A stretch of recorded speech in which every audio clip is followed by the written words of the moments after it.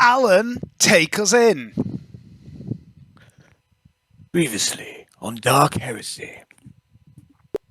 In the foyer of Mesmeron's mansion, Seraph walked away from Canny and Hannibal after the revelation regarding Mesmeron and Arcturus having been man and wife. She will be in the library, she said, should you need her. Seraph was back, at least for now, persuaded by Canny and Hannibal to rejoin the team in order to bring down Spear, the demon that once dwelled within her own flesh and had tormented her soul. Canny headed to the infirmary to get patched up after the fight in the gangland arena. There he learned he had almost 100% more chromosomes than he should have, and he was riddled with viruses, which were weakening him. No doubt the latter was due to exposure to the Herald of Nurgle, the bringer of who or whatever it was trying to bring. Pench could fix that, he said, given time, but he had no idea what the excessive number of chromosomes meant. "What's a chromosome?" asked Kenny. Pench decided it wasn't worth trying to explain. The big lad then found Golly says Missy. Hi, Golly. Hello. We've got 3 for 4. Big Dave is being tight with his wave. Hello. There we go. We've got 4 for 4 now. The big lad then found Missy, learned a new steak recipe, and gave back the cleaver he had borrowed some time ago after the previous one he carried had shattered. And on his way out of the kitchen he bumped into Slab. Slab had heard some banging in the basement as he was leaving his garden for breakfast. It was Gladstock in his cell, asking for food. Interrogator Simeon Gladstock has been locked up for days without food. He locked himself away for your safety. After all he has done for you people, all his guidance, his kindness, his gifts, you have locked him away and left him to rot in the basement. Shame on you! Shame on you all! I didn't do it.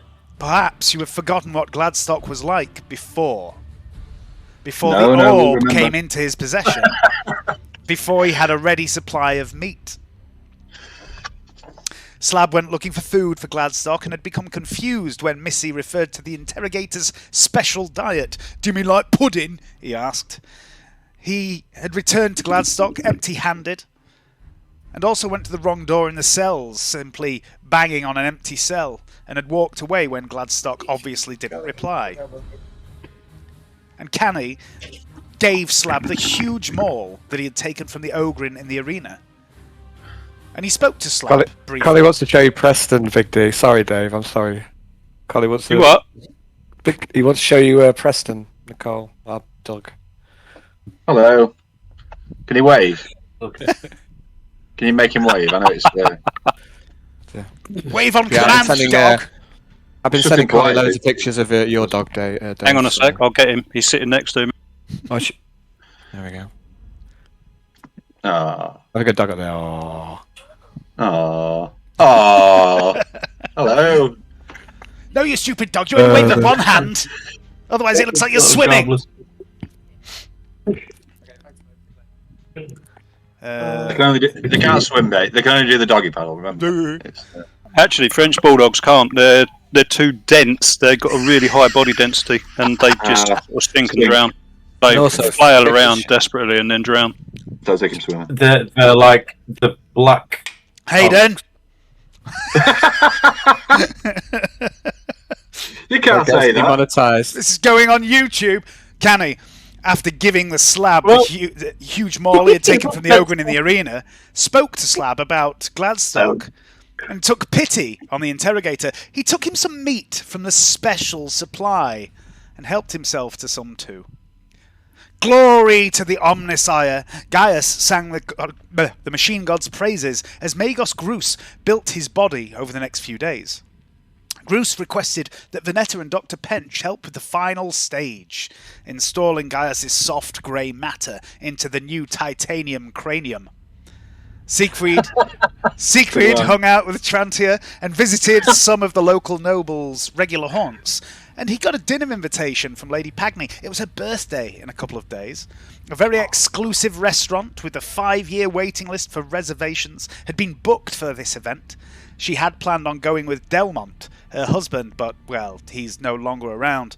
And so she invited her cousin and his lovely wife. Perhaps Miss Calamere and Mr. Mortalis would like to come along, she suggested. They both have new stomachs to try out, after all. And Hannibal hung around the mansion, while Venetta, like Gaius, underwent some work in Spire Pagny, repair work, mostly, for damage taken in the Genestealer battle, but also Magos Grus undid the damage done to her by her previous master, Magos Tusik, the man who murdered her father and enslaved her when she was just a girl. He installed an artificial chemical dependency and other augmentations into her body against her will, crude, Grus had called them, and unnecessarily cruel. He had expressed surprise that she had not had the dependency undone before. The procedure could have been done by any skilled surgeon, Grus had said. The nurse attending the procedure gave Venetta a choice, a peaceful, dreamless sleep as the work was carried out, or something a little more interesting. Venetta chose the blue pill, because Venetta's a good girl.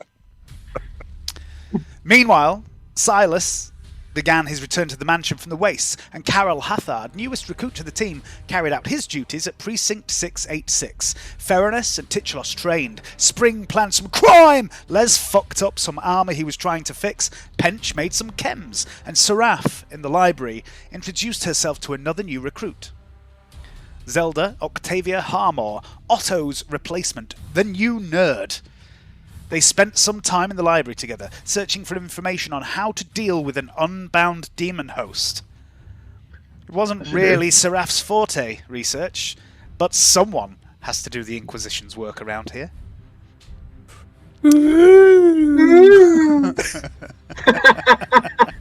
As a new day dawned, Canny did some cooking and trained with the Syrian twins. In Spire Pagny, Gaius watched on as Grus built his new head, and some junior tech adepts sprayed synth flesh all over his shiny new body. Siegfried received some news from Plex, Lady Pagny's chief intel gatherer and keeper of bizarre mechanical rats. A member of House Elden was making a habit of putting themselves into a vulnerable position. This could be exploited.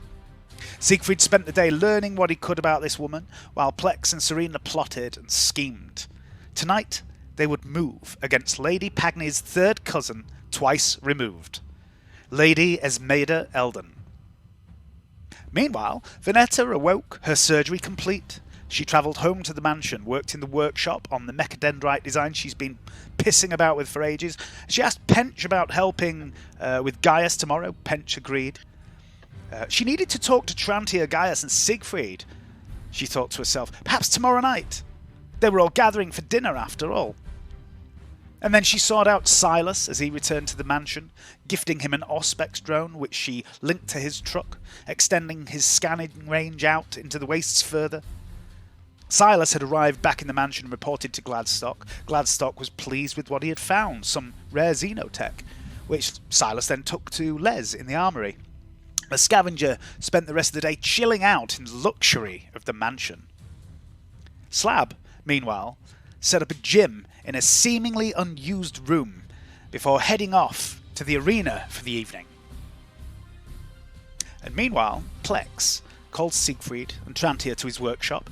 He had some plans, some tactics to discuss.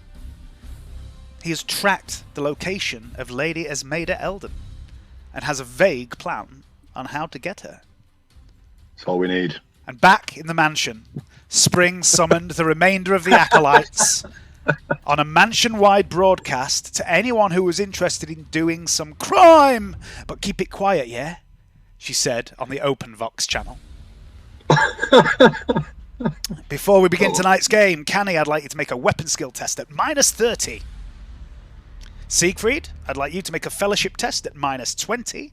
And Gaius, I'd like you to make a fellowship test at -30.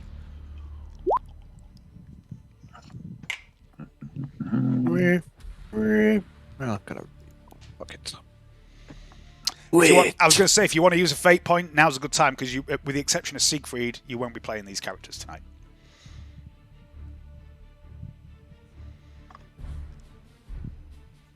Minus 20.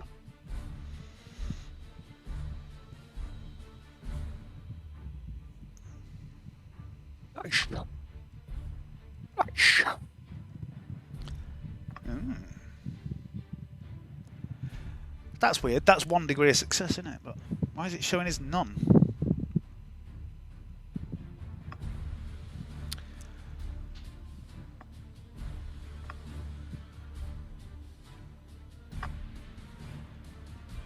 So Hayden, if you want to fake, oh, you have done. Oh dear. Never mind, eh? Okay, so tonight, Alan, you will be reprising your role as Plex. Jerry and the boys, you should have access to their character sheets. Hayden, you'll be back with the lovely Serina Malucci and her extending dagger. And Siegfried, you will be Siegfried. Excellent. Excellent. I might go back to the Sean Connery again. I think Sean Connery was my favourite. Yeah, he was my favourite. Yeah, Siegfried. Let's do this. Follow your heart. I'm just going to pop off. I'll be right back. I just want to try something. Idiots. You can go in that one. Okay. Yeah, Dave, I went after shortly after Sean Connery's death. I decided to honour him by playing Siegfried with a Sean Connery voice, and I'm going to continue that now. That was back when it all started, wasn't it? I reckon you can dress like Sean Connery and Zardoz. I don't mean your character, I mean you on camera. Yeah, it's me generally. I probably, if I knew what that was, I should probably do that. You must know that. He's got like the weird. He's wearing like a mankini, isn't he? I'll fucking. Oh! You'll love this. Hang on a sec. I'll stick a GIF in the group channel if I can find one in the Discord channel. Beautiful. Yeah. I want to see it.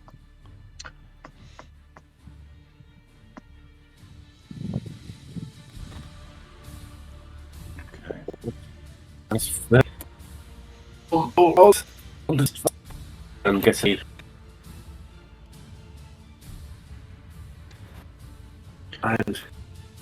I'm painting an Opel Blitz truck. I was like, my Germans don't need armoured transports. Just a basic truck to get them into combat. What could possibly go wrong? And then a bullet through the motor into the petrol tank, or through. Can't find the GIF, but there's a JPEG of Sean Connery and Zardoz in the general channel in the Dark Heresy bit. Okay, cool. I'll have a quick look at that. A thing of beauty. It's the Brace boots. yourself for the manliness. Let me see. Wow. It's special, isn't it? It's the boots that do it, isn't it? Like, the whole thing's pretty ridiculous, but the boots just finish it off. It's like some dodgy 70s porn version of Barbarella, which is already a dodgy 70s porn film. What the hell is he wearing? It's fucking weird, isn't it? They must have paid him a lot of money to wear that. It looks like it's made of crepe paper. Just a red pair of pants with some maybe it is stuff. It's set in a desert where there's never any rain. That's probably why it's made up. Sean, we want you to do this film, right, where you're going to have a nipple-length black ponytail. You're going to wear red tight underpants. You're going to have some braces, but they're going to be crossed. Crossed like bandoliers, and you're going to wear women's thigh-length boots. Are you okay with that? Sure, and sign me up. Where do I shine? I like the fact that it's supposed to be a sci-fi, and he's clearly carrying some oldie worldy fucking six-shooter. Yeah. It's got laser bullets though. Laser bullets. Dave, I can't see Plex's character sheet. Oh. Can you tell me where I would see it? There's two ways to find it. One is to look for it, and the other is to search for it. You can type in Plex in the search thing at the top of the journal, and it should show you it. I don't see where the search one is, so let's see journal.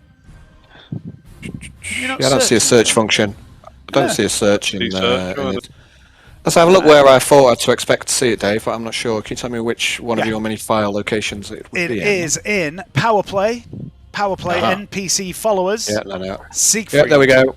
Yeah, I was looking in the NPC agent character sheet, so I found it now. In the Asian character sheets.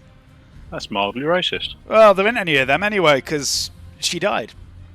Yeah, she was skilled. She was really good for those 2 combats she was in.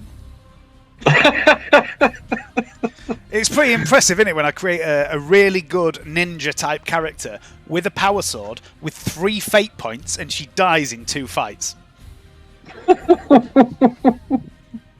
Right, just grab a beer and we'll make a start. Yeah, it still makes me laugh to this day. She was fucking terrible. Sorry, Dave. She really was bad. Who are you on about? Susie. Oh, that. Well, yeah, exactly. Susie Suzuki. Oh, good old Susie. Good old Susie. Susie 9mm. Fond memories of trying to smuggle out one of her severed limbs. Trying to stuff it into Canny's waistcoat. He's just like Something to remember about. Oh, was that when you nicked Susie's arm? And a slight hand of it there, and I'm like fumbling this severed limb and just stuffing it down my fucking waistcoat. Yeah, good old Susie. Yeah. I seem to have lost my camera. What's going on there? There we go. Right. Excuse me. Here we go. Oh, no we don't. There we do. The hulking, crudely augmetic form of Plex Thessarax is a stark contrast to the petite, elfin-featured Serina Melucci. She is a striking young lady, elegant, charming, polite, obedient, just as a handmaid should be. Her long black hair, streaked with purple, is shaved high on one side this evening, giving her an unusually feral look. She is dressed, not in her usual plain dress, nor in the fancier attire she has been known to don for formal occasions. She wears faded denim, combat boots, a black vest, and a dark grey leather jacket. She appears to have acquired some tattoos that snake up her neck. She stands to one side of the display screen, toying with Celeste, the stiletto-like Landrian dagger that she wields. The blade can be extended in the blink of an eye, making it a nimble, deadly sword, which you have learned Serina can wield in a very deadly fashion. She is progenitor trained, she has told you. A psychic assassin, or bodyguard, depending on how her master wields her. She is what Trantia would have become had it not been the blighted Skolem that she attended was shut down, purged 30 years ago. Serina is young, relatively inexperienced, but she fights with skill and poise, and she is never, ever defenseless. Hayden. Serina has the call item psychic power. She can prepare a small item that can be held in one hand to be hidden away in a secret place that we're going to call the warp. And she can call that for a half action as a psychic power. She can do that with her pistol, and she can also do it with Celeste, as long as Celeste is in dagger form. If Celeste is in sword form, it's too big. But she can do it with anything that she can hold, any small item she can hold in one hand. What would you like Serina to prepare?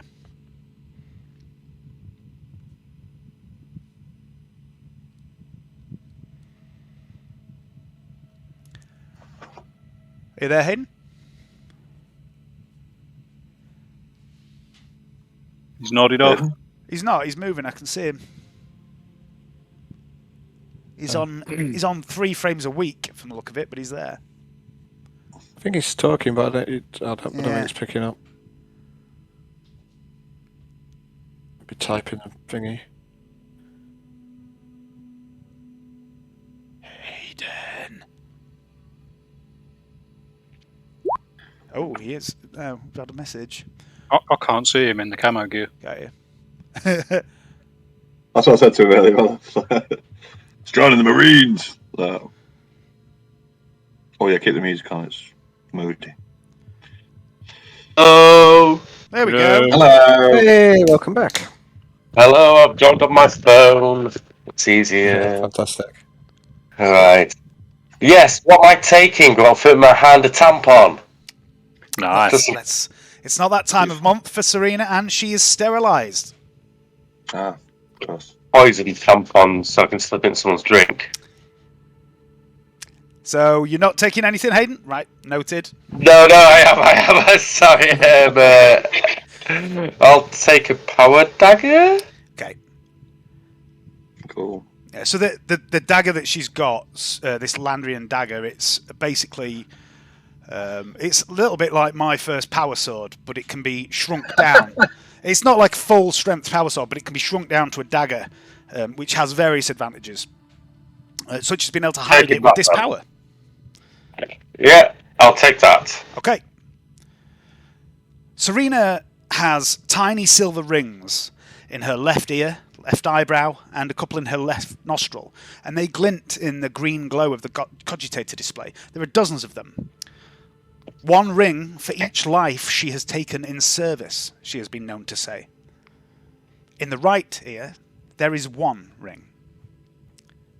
Plex lumbers towards the cogitator, his augmetic bulk wheezing and clanking beneath his robes. Thick cables snake down from where his lower jaw should be, leading to the voice box which hangs around his chest. The scent of wet animal assails you as he passes you by, Siegfried. The data slate you acquired yesterday was heavily encrypted, my lord. But I have gained access to some of the data within. It appears your suspicions regarding Lady Esmeirda Elden, Lady Pagny's third cousin, twice removed, were well-founded. She is indeed up to something. The files you obtained contain correspondence between Lady Esmeirda Elden and a third party known as Alexandra Dimitri Cord. The content of these messages is always the same. Arrangements, dates, and times. It appears that Lady Esmeirda Elden has been meeting with this Alexandra Dimitri Cord every few days for some months. Plex displays a number of messages, back and forth transcripts between Lady Esmeirda and this other party that are indeed seemingly arranging regular meetings between the two of them. Each message is almost identical, very impersonal. Dates, times, words like payment can be made in the usual form. This in itself is not much to go on, but it presents us with an opportunity. This morning, I traced the location of the target cogitator to which Lady Esmeirda Elden sent these messages. The cogitator is in Substack 334 Gamma 12 District 514-8 Lower Mid Hive, a region known in the local parlance as the Crumble Down. I took the liberty of employing the use of an asset we have used before who operates in that region. Plex gestures to the woman stood quietly to one side. Dave, would you like to describe Emi Lee? I can't remember what she looks like. Hang on. One sec. Just got to see how tall she is. She's fairly skinny. It's about almost 6 foot tall, quite slender, but she's got this massive backpack on for some strange reason, which seems to be connected to her head. Her head is mostly shaved, apart from a very pink mohawk, and she's also covered in tattoos on the sides of her head, all down her arms and across her chest. Ah, very shuffle. Seems to be a bit like a punk. Cool. You notice that the tattoos that Serina is sporting, that she doesn't normally have, are very similar in design to Emi's. Cool. I like it. We're like a gang. This is fantastic. Miss Lee's people have been observing Substack 334 Gamma 12 since early this afternoon. Approximately 13 minutes ago, we received a call from one of her people. Lady Esmeirda Elden has arrived in District 514/8 by personal ground car and has entered Substack 334 Gamma 12. It seems she has a meeting with this Alexandra Dmitri Cord. Now, nobles sneaking about in the lower mid-hive in the dead of night are rarely doing so to attend temples or to distribute alms to the poor. Illicit chems. For throne's sake, Plex, shut the fuck up. I will execute the mission without further briefing immediately, my lord. What? No. What I mean is, what do we know about this other party? This what's her name again? Alexandra Dmitri Cord. Yeah, what do we know about her? Nothing. This person does not exist. There are no files in the Administratum database. Ah, so it's a false name then. A pseudonym. A pseudonym. Yeah, well, I knew that. Carry on. Pseudonym. What? A pseudonym. Very good. Nobles sneaking about in the mid-hive in the dead of night are rarely doing so to attend a district temple or distribute alms to the poor. Illicit chems, trading in forbidden materials, extramarital affairs. The list goes on, my lord. Whatever she is doing. Sounds like a day in the life of the average noble to me. I wouldn't know, my lord. No, you wouldn't, you. Anyway, carry on. I calculate a 94.31% chance that it is illegal, her activity, a 50% chance that it is heretical, and a 100% chance that we can use the knowledge of whatever she is doing to our advantage in some way. Or, should you desire, use her vulnerability whilst visiting this locale to remove her from play. Vulnerability! All sorts of fantastic options there. Thank you, Plex, for your briefing. My intel, my lord. Siegfried's Angels, are you ready? He's just going to point to to all the girls with two fingers like that, as if he's got two pistols. My lord. Are you ready to go? Ready to rock? My intel suggests that Lady Esmeirda... With my gun ready in a James Bond position. Can you all pose? If you could all pose. I'm going to stick my leg out and do the James Bond pose, spy pose position. Plex, now you're talking my language. Plex is going to lay on his side, revealing his box-like figure through his robes in front of you all. Can't you at least get some augmenting titties? Just so you fit with the theme. I have some, my lord. I am just not wearing them. Wear them next time. That's an order. Understood. You're slowly turning into Ace Rimmer.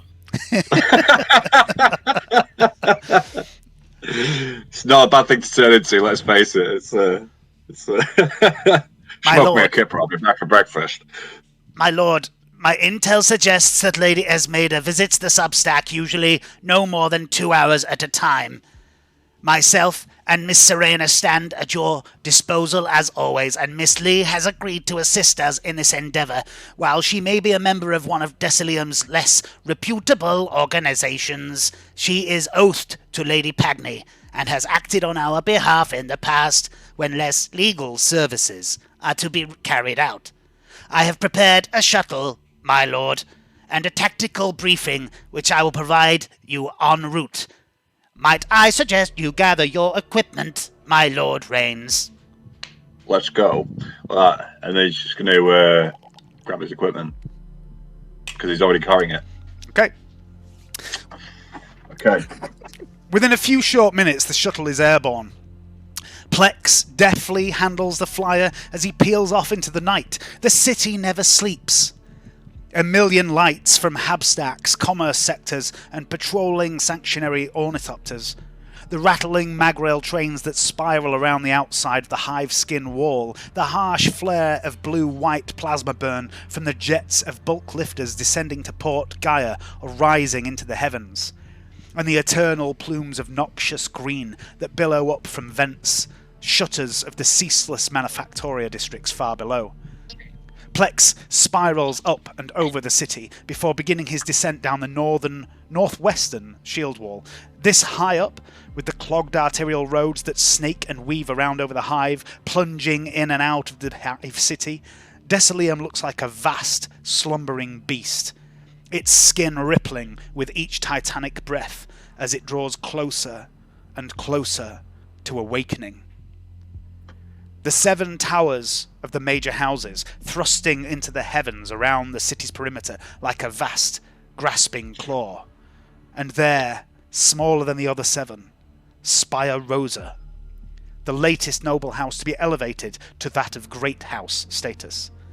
Immense scaffold encircles the upstart house, swarming with construction servitors that slave endlessly, day and night, to bring Rosa to the attention of the gods, like the other houses. I'm sorry, did I say gods? I meant God, singular, God Emperor, for he is the light and the way, blessed be his name.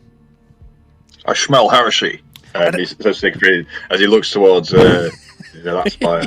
I dangled the carrot. And at the centre of it all, the glittering, needle-like apex, the thrusting spear of glass and plasteel that pierces the heart of the city, reaching up beyond the clouds.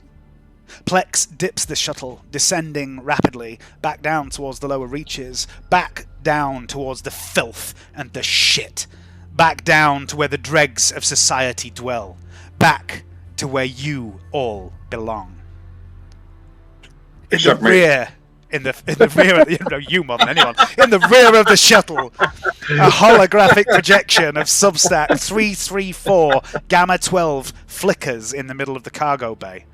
14 floors of crude hab cells divided into 4 quadrants.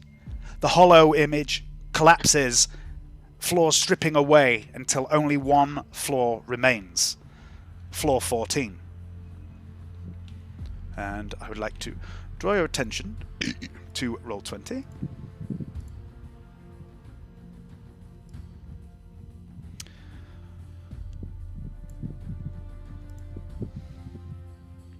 This is Plex's crude floor plan. Oh, ignore the 1, 2, 3. I moved them onto a different map. There are targets. No, they're not. They're ingress points, but they're clearer on another map that I'll show you in a minute. Targets, then. Plex carries on. This is an overhead plan of Substack 334 Gamma 12. It is a standard prefab unit. There are tens of thousands of them of varying height throughout Hive Desoleum. Each floor usually houses between 50 and 100 Hive citizens, packed in like kettlefish. Each quadrant of each floor usually houses a dozen or 2 wretched souls, but this habstack on this floor is a little different. The entire region was hit by a hive quake around 30 years back. Many of the stacks, blocks, and hab cells have become uninhabitable. 334 Gamma 12 is on the edge of the habitable zone. The northwestern quadrant of the stack lies in ruin, but the other 3 are mostly intact. I'm sorry, can I get a rewind on that one? Oh.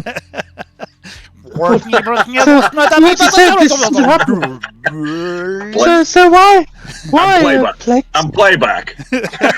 Each quadrant of each floor usually houses a dozen or 2 wretched souls, but this habstack is a little different.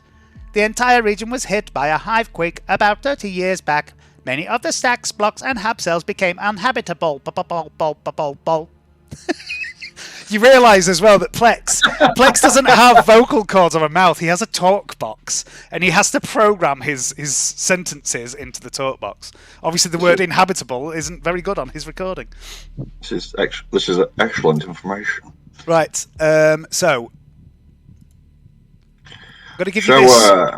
So when you say habitable, you mean, can you just say habitable, please, again? That would be habitable. Oh. Continue. As I was saying, the northwest quadrant is uninhabitable. Siegfried just starts laughing. It's just like, that's an awesome feature of your voice box. I like it. You should make music with that. Hang on a sec. I think the dog wants a drink. Okay. Yeah, I'm gonna go get a drink, so I'll be right back. Okay. So, Siegfried, this is mainly for you anyway, because this is your mission. Okay. So, I'm going to go into a bit more detail, but the mission will take place in the northeast quadrant of this map. Okay. But you get to decide how you get in there. There's going to be multiple options presented to you. And it's not just about how you go in, it's about the way you go in. So you'll be able to choose, if you want to storm the gates, try and stealth in, you want to try and bluff your way in. They're all options, but there's multiple ways of getting in. And so I'll present you with all them. And then by all means discuss it as a group, how you want to proceed. But the final decision of how you carry out this mission is yours. Well, I know it's embarrassing, but I could wear a Princess Leia style skirt from the top of the hut and flash everybody my minge if you want me to get past the gate. I don't mind, It's a bit embarrassing, but I could do that. Well, first of all... Siegfried takes a look at it and goes, that's an excellent idea. First of all, that wouldn't work. Second of all, you are dressed in a very similar manner to Emi Lee. Emi Lee is known here. So this is one of the ways you can kind of bluff your way in. I'll cover all this in a minute when the other two are back. But this is the property of a rival gang to Emi Lee's gang. So you're kind of posing as like a fellow member of her gang. Okay. So the other two, you don't need have to cut the bottom of my trousers out and expose myself. No, that would be ridiculous. But why? So yeah, so you can basically it's not the time or the place. The idea is that you can either bluff your way in, or if you do have to kill everybody, you can blame it on a different gang. You can make it look like a gang war. Okay. All right. Perfect crap. But yeah, but also Siegfried, you're not dressed as a gang. You're dressed as however you want to be, because you'll see why in a minute anyway. Okay, so Andy Highman. So just to clarify for Dave and Al, this map that I've presented, that is like the entire floor plan. The mission is going to take place in the northeast quarter. You'll see all four quarters are basically the same, but the northwest quarter lies in ruin. The reason I bring that up is because it is a possible entry point, even though it's fucked. Plex then gives you... Yes, we could use a zip line. No, Siegfried. So it gives you a better view of this map. I have experience. This is a wireframe. This is a wireframe map of the northeast quadrant of that floor plan that I just showed you. There's also a handout for this, which is a bit smaller, called Tactical Map. This is going to be a bit of a feature I put in, so you'll be able to look at this plan whenever you want, once you're in the mission. But for now, you've got a bigger blown up version. So I'm going to run through it. I'm not going to do the Plex voice because it's getting annoying. So he tells you all this in Plex's voice. Cool. The floor plan that he has, he admits, is 100 years out of date, so some details may be incorrect. Okay. He does know of some details that are incorrect already, which we'll cover. So access to the hab block is possible in a number of ways. The first and the most obvious is street level. Literally walking in the front door, either as a frontal assault or to, go in for legitimate business, which we'll come back to, and bluff your way in. Your target is located on the top floor, the 14th floor of this quadrant. And each quadrant features a central staircase that runs through the entire building all the way up to the roof. And as far as we know, the one in this quadrant is fully functional because Emi Lee has been here before. So, quick question. In this sort of region of the Underhive, would rats be quite commonplace? Yes. Excellent stuff. That's great. That's why Plex and his boys are here. So the plan is basically I'm going to send Plex into recon try and sneak into the actual room where it is, or get to the room and actually see what's going there and record it. Meanwhile, I want the two girls on the front gate or the front door, sort of hanging around there, basically to cover that exit. And I'm going to basically be dropped onto the. I want to make my way onto the roof as well, so that it's all covered, so I can run over to any side if it needs to. Well, let's go through the rest of the briefing because you can do that. Absolutely, that's a great plan. But if we go through all this, you'll see there's various ways you could do that. Yeah. So okay, cool. So you'll see the red number 1 on the map. That's the stairwell up from the ground floor. I've put them the wrong way around actually, but it doesn't matter. You get the idea. And number 3 is the stairwell up to the roof. Yeah. So this is the top floor, then there's the roof. Where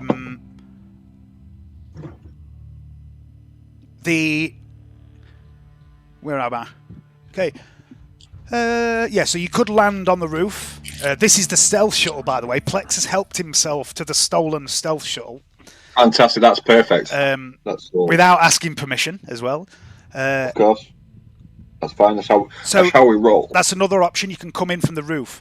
He also points out to you that not only is there a stairwell down from the roof, there is also a shattered atrium skylight that looks down into where number 2 is. Ooh. Which is here. The plexiglass there is gone.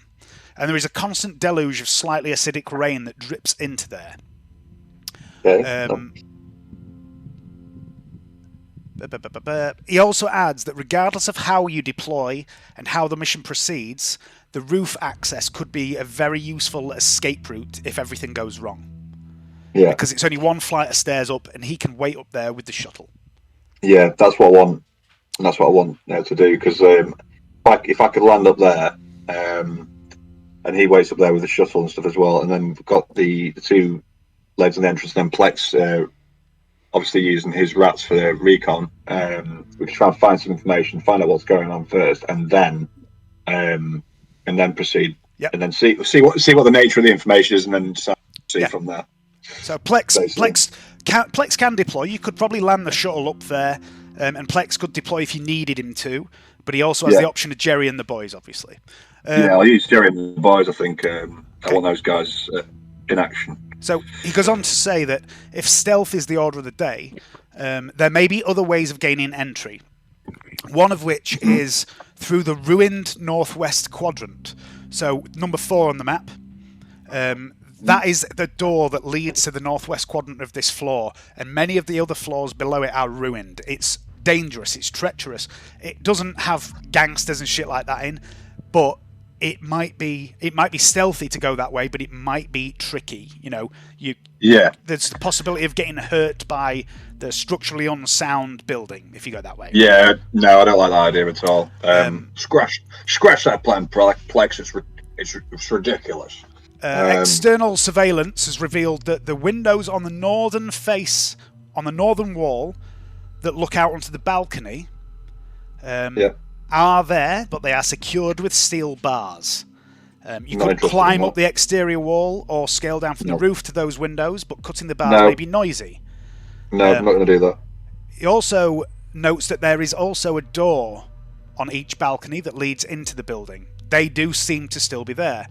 There is also a window between the 2 doors which looks out onto a cable gantry that spans the gap between this hab block and the next. Okay. He also points out that the 2 windows on the northeast corner of the plan, which is up here, are no longer present on the building. They appear to have been welded over with plate. This, number 7, is the rough location where Lady Esmeirda's tracker is broadcasting from. Okay, cool. Records indicate the Ascenders, location 8, are reported as non-functional 30 years ago. Both require obsolete parts to be fixed. However, one could be perhaps cannibalized to repair the other, but that would require Plex on site rather than remotely puppeting Jerry and the boys.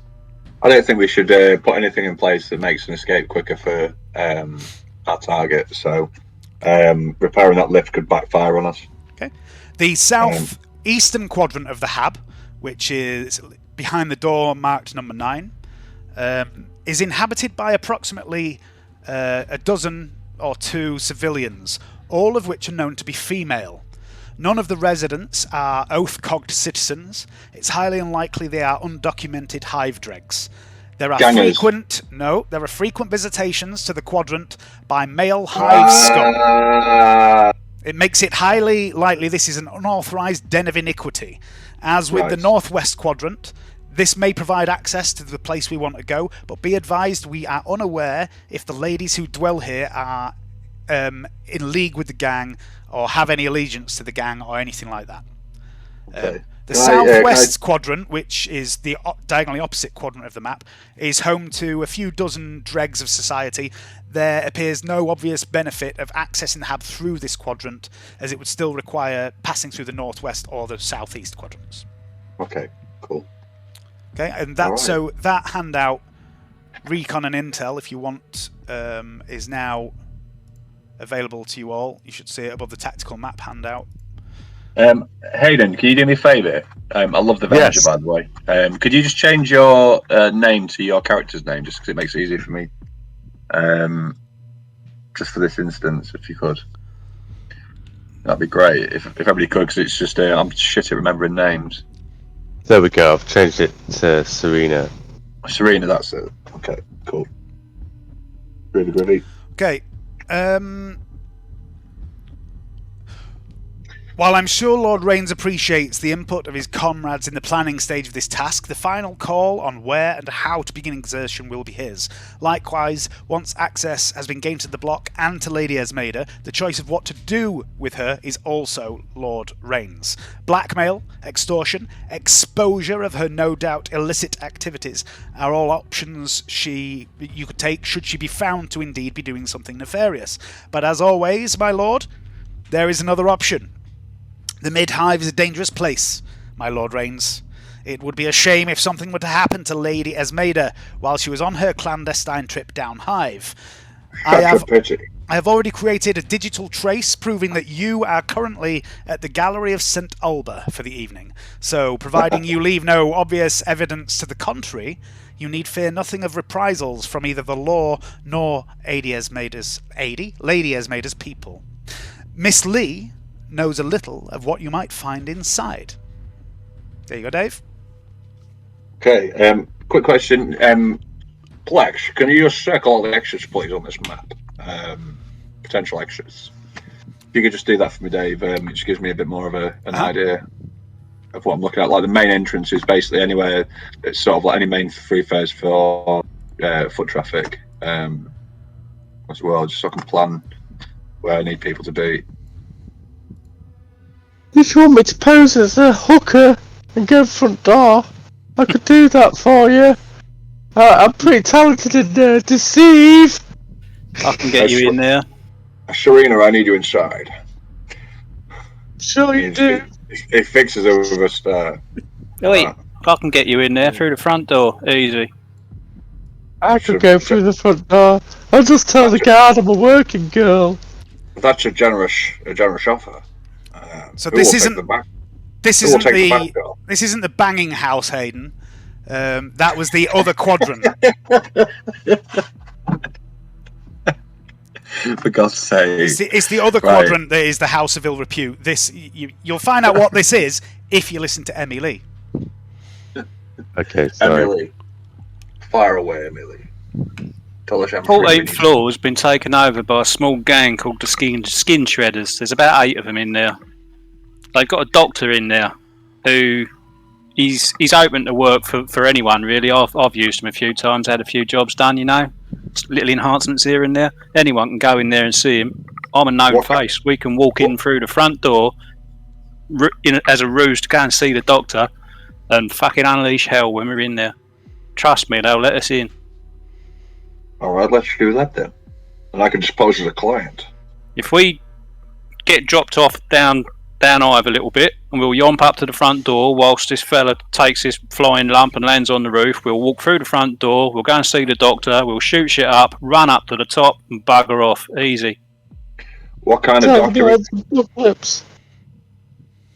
What does this doctor do? What kind of enhancements? It patches holes mostly. Patches holes. He's no specialist, he's just a doctor. If you go in there, you've been shot in the arse, he'll fix your arse.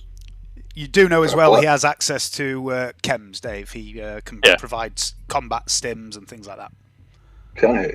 That's, I've been shot up a few times, and I've been to him to get some work done. So they'll let us in, no worries. They'll think we're customers because it's just an easy source of creds to them. Okay, so Serina, Adas, I want you guys to go in for the front entrance. Myself, I'm going to land on the roof. Okay? Plex, recon. Send your boys in. Okay, I want to find out what's going on before we proceed.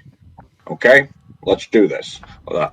And I'm gonna spin, and then he's gonna spin his finger out like that. Hustle up. Okay, boss. Understood. And Siegfried's wearing exactly what Sean Connery's wearing in that photo that you just sent. Zardos. Yeah, so the idea is that Emi's gang is an all-girl gang. So Serina is pretending to be. Serena's a master of blending in. Basically, is the idea of it. All right, cool. So she's pretending to hang out, pretending to be one of Emi Lee's gang. Cool. The master of shuttle. The master of subtlety. Please, somebody apply me some makeup. I'll do some makeup. Excellent. He's going to sit there and allow some makeup to be applied. I'm just going to paint a little mole. I'm wearing that outfit. I'm actually wearing. I'm going to wear that outfit for this mission. I'm going to disguise you by drawing a mole, which will just take everybody's attention. A Madonna mole. I'm going to stick some hairs onto it, and nobody will recognise it. Yeah. Everybody will just look at the mole. I mean, not your face. That's a really good idea, but Siegfried does have a much better way of disguising himself. Yeah, I know he does. But that's high tech, fancy shit. But that's we're in the Serina now with the makeup and deceive skills. It's like, no, I'll paint you a mole. Serena's spent enough time around Siegfried to know what he can do by now, I would have thought. Okay. Cool. Okay, Siegfried. So Siegfried's like, I'm ready. Like that. He's just going to turn around with that suit on. Okay, let's do this. I'm going to give you negative armor points for wearing that outfit. That's fine. Your embarrassment will hurt you more than the gunfire. I'm kind of dreading you all going into Goblin Village. Let me go in. I've got so many female voices. No, Hayden, this isn't a brothel. Brothel's next door. It's not Goblin Village. Right. So I've got Emi and Serina coming up from ground floor, right? Mm-hmm. It's a recon mission. Nothing more. Siegfried, you're going to land on the roof with Plex. Yep. And we're gonna do rat recon. Where are we going to start the rat recon from? Rat recon from the roof. From the roof. Okay. From the roof. From the roof down. Okay. Not up. So, just down. Is there anything else anyone wants to do in preparation for this? Such as Siegfried, do you want to put a mask on or anything like that? Yeah, I'm going to put my mask on. I'm going to also change into something a bit more assassinate. Changing out of your Sean Connery. I'm changing out of that because it's fucking ridiculous. I'm just keep looking at it like that. You're just flown all the way down here in your posing pouch, and everyone's like, "What the fuck is this guy?"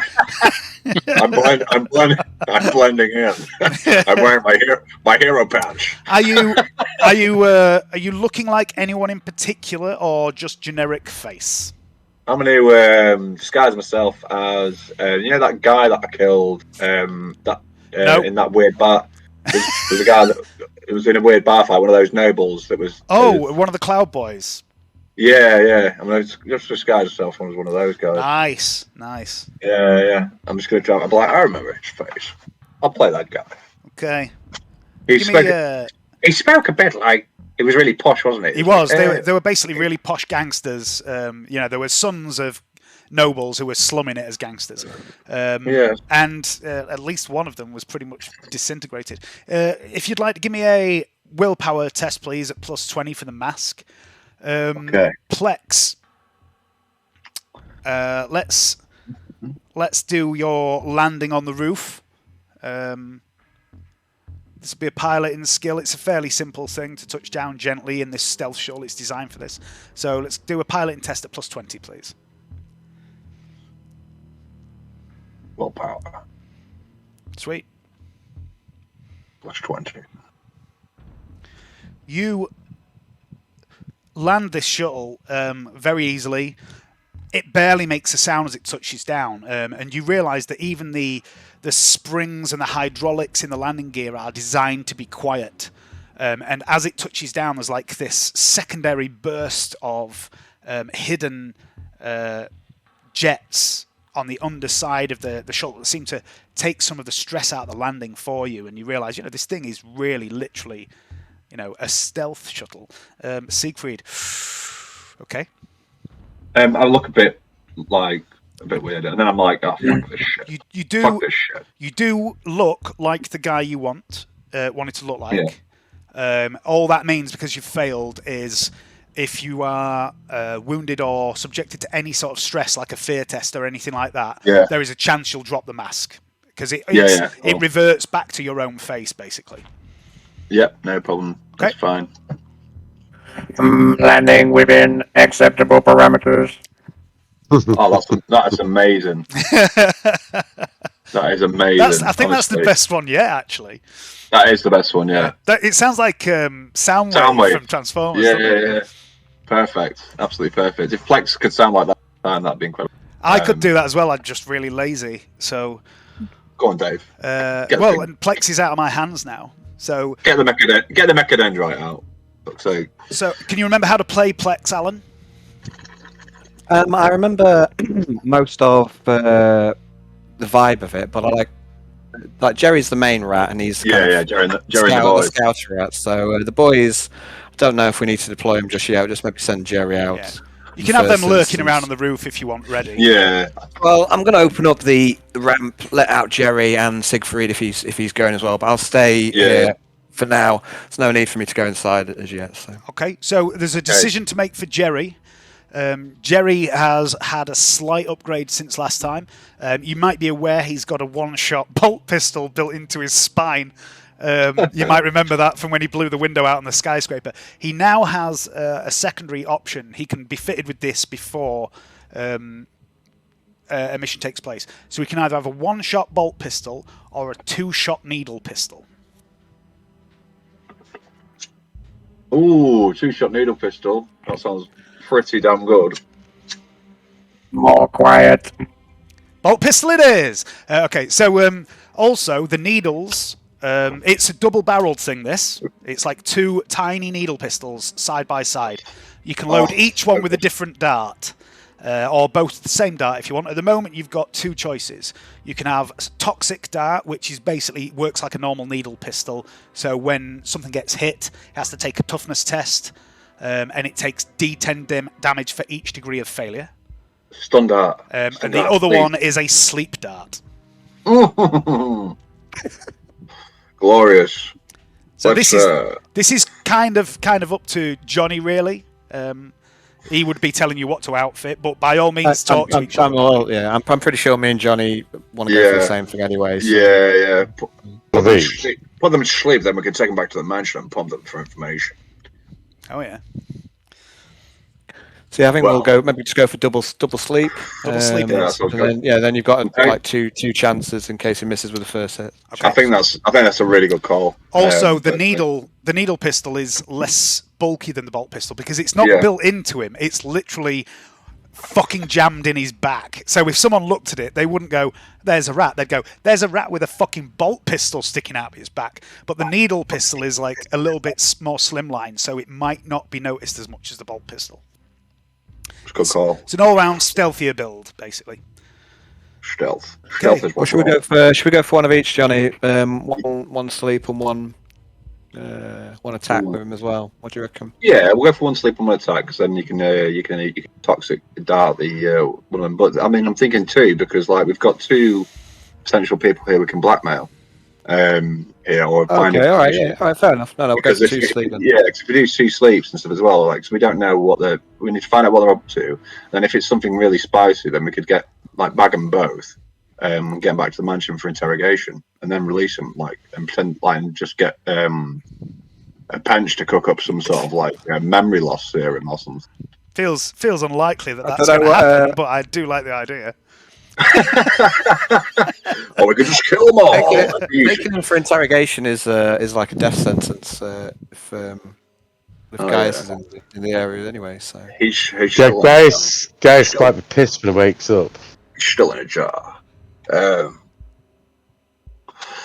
he's a jar too far away. We might have time. What say you all? Good, let's go. Ah, Any questions? Good. No, let's go. Okay. I guess I'm walking with the front Maintain door box with. contact at all times. What's Big Dave's new character called? Emi Lee. Emi Lee. Emily. No, Emi Lee. Emi Lee. Emi Lee. Emi Let's Lee. do this. Emi Lee. All right. I need a moment. Is that a bit like? Is that that little bit like Pooh E? We shall see. Today, the testing shall be the proof of the pudding. As once been shared somewhere by someone. And then he's going to spin his finger around. Again, let's go. Yeah, so I'll drop off. Jerry, are you going in, Johnny? Are you Yeah, I'm staying gonna go in. I'm gonna go in as well. Stay with the shuttle. Where's Dave gone? I'm here. Big Dave. Oh, Big Dave. We've lost it. I'm just off for a wee. I'll be back in a second. We made it a rapid extraction. Anyone got any explosives? We can make this look like an accident if it goes down bad. Hivequake. And then he's just gonna raise an eyebrow and with a little evil glint in his eye. Some things are possible. Excellent. Very good. Let's do this. let's do this. Okay. Professionals all. Alan. Hayden. Did you say you're willing to play Thursday then? Yes, I did, mate. So is it just Davey Bacon? I need a confirmation of. Everybody said yeah. No, brilliant. I'm not certain. It's your. You have to check your own do thing, mate. That's I didn't really see. I think Dave Bacon's the only one I'm listening. Got a confirmation. For. No. I don't know. Yeah, you have to check, obviously, but it's fair. I had a look, but so I'm guessing Big Dave wants to play Thursday. Yeah. Yeah, I'm available whenever, mate. Yeah, from 9 AM, 8 AM some days. Pretty much. Just go by what you were saying message-wise. Right. So, just to clarify before anyone does anything else, Siegfried's on the roof, wearing someone else's face. Plex is in the shuttle. The rats are on the roof. Jerry's about to start descending the stairs. And the girls are coming up from the ground floor. Right? Mm-hmm. So I didn't think we were giving any orders to the Rat Pack. I was just going to keep him inside. Rat Pack Recon. Rat Pack Recon. Oh, the Rat Pack's staying in the shuttle, is it? No, Rat Pack needs to go on Recon. So you want both? Okay. Yeah, we'll flood the quadrant of rats, then it would seem. Not with no. What I would like, Plex, is if I need eyes on target, and I also need a recording of what they're up to, and then we can decide how to proceed from there. The Rat Pack has to move as a rat, otherwise they lose coherency. They're quite simple. They're each chipped, but when they're together, their sum is greater than the parts. If they separate out, they no longer work as a unit. But Jerry is an independent rat. He's the Beyonce of rats.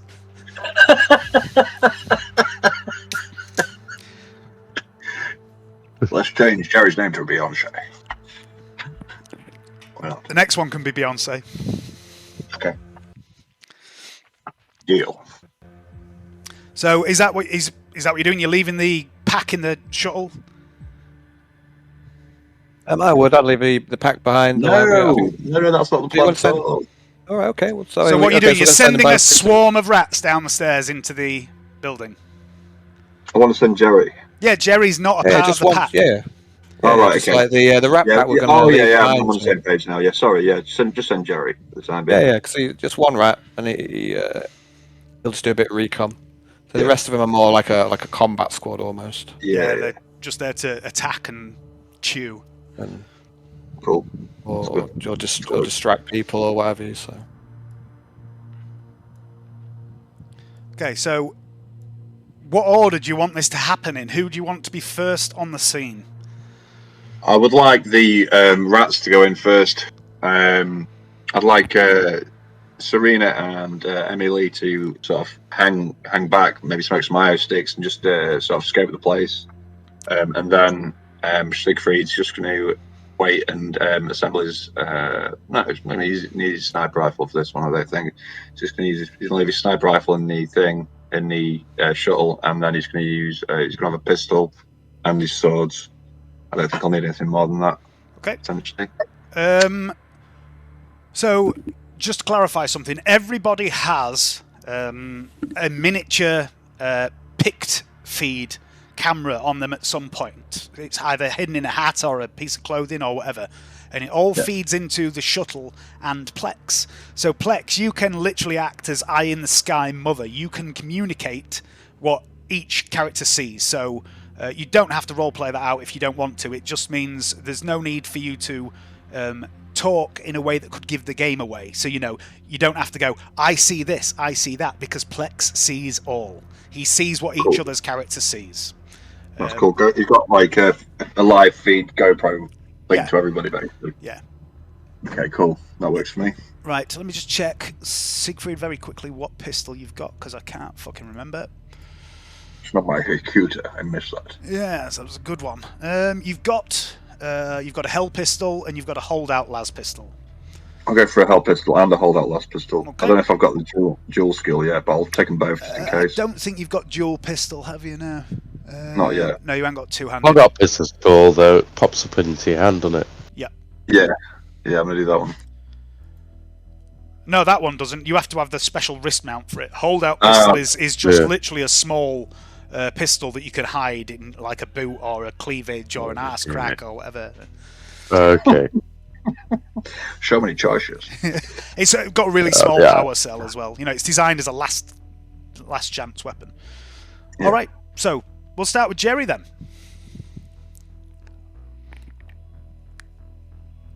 Okay. So Jerry, as you descend the ramp of the shuttle, scuttle across the roof, you can see there's like a slight raised area where the skylight is that looks down into the atrium. Which Siegfried, you can have because you'll be on the roof. If you want to look down there, you'll be able to see in. You'll just have to be quiet because the glass is smashed. And you reach the door, Jerry. There is a small crack in the door at the bottom, a little gap. But rats, everyone knows rats can get through some ridiculously small gaps. And Jerry can easily fit through this gap. But the needle pistol might be something of an issue. So I'd like Jerry, please, to make... I don't know if he has Contortionist. He does not. Well, he's not got Contortionist. So. Okay, so let's have an agility test for Jerry.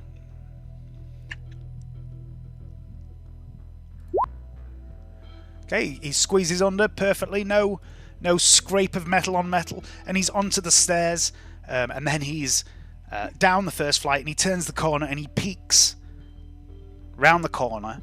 And with that, Alan, I'm going to put you onto the map. You'll probably see two different things, Al. You'll see the pack of rats in a squared off room where you can't see anything but Siegfried. Don't worry about that. That's just, me fucking about. But you should be able to see Jerry. Jerry hasn't got vision. Hang on. No vision. Does Jerry This have has got a name. dark vision?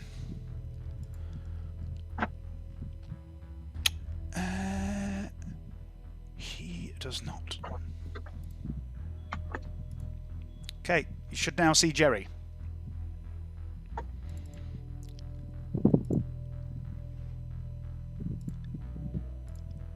Okay, so what you see is you see this atrium. You can see the acid rain falling in through the smashed skylight above. And you can see two guys sat on a bench very near you there, look. But they haven't seen you yet. They both have pistols on their hips, and they both have blades. Look like quite sharp blades, short swords, resting across their lap. They're dressed very similar to each other. What looks like padded, some sort of like homemade armour, but it looks pretty good quality, like vests and trousers, and they also have like little skull caps, bright red skull caps that look to be made of the same thing, and they're chatting away to themselves. You can also see another guy who's over here almost directly east of you. So Jerry, first of all, I'd like you to make a concealment roll. And then if you want to move any further after this, I also need silent move from you. And I'd also like you to make an awareness test. It's sight-based if that makes a difference.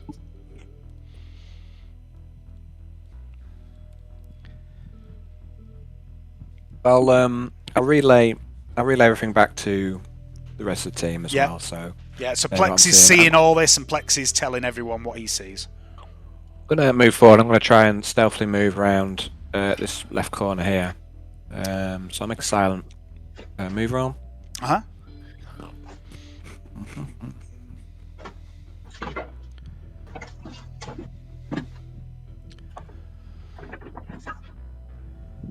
And I benefit from tiny. Or is he not? You Is do, he small? yeah. He's tiny. He gets a plus 20 to it, I think.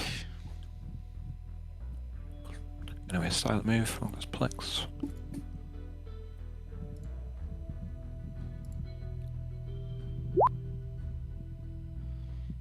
Yeah, he's got failed the awareness.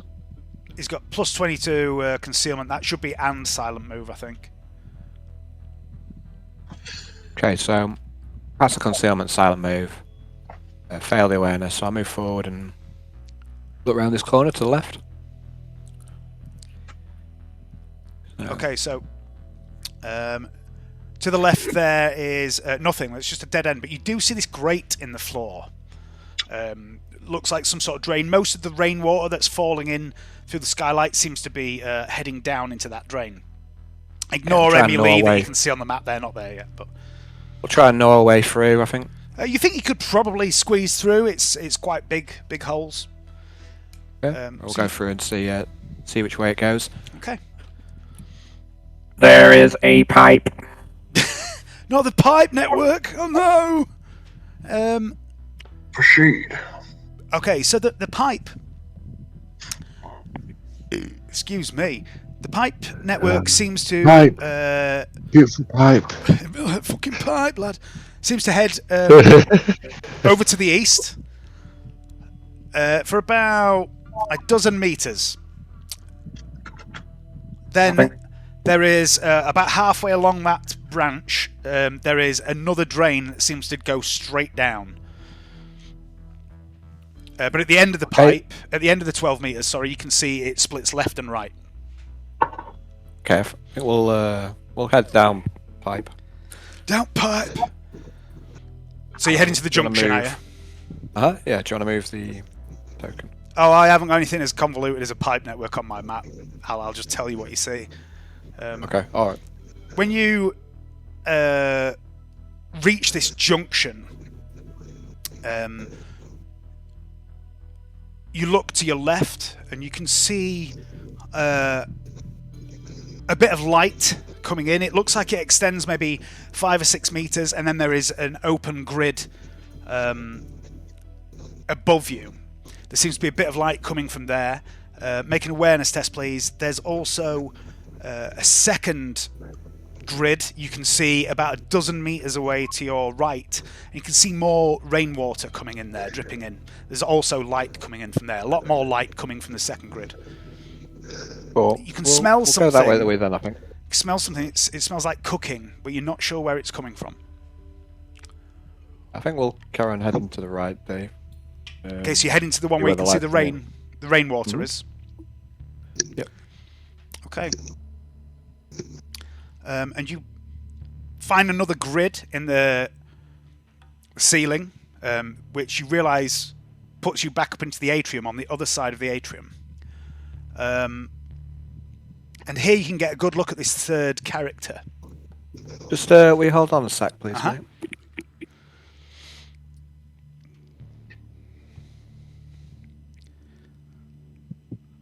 Sorry, go on. Okay, so you can see this third character here, and he's leaning against the wall. He's wearing.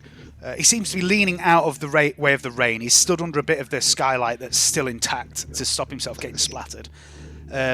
He's quite well dressed. He's wearing some smart trousers, some what look like quite good quality shoes, but they've been splattered by mud.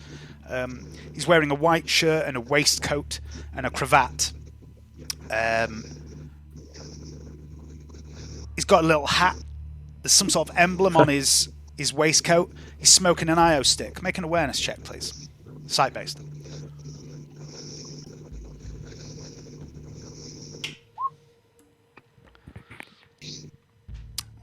Okay, you notice although he's well dressed, he's not got the prominent nose of a member of the nobility. He looks like he might be a commoner.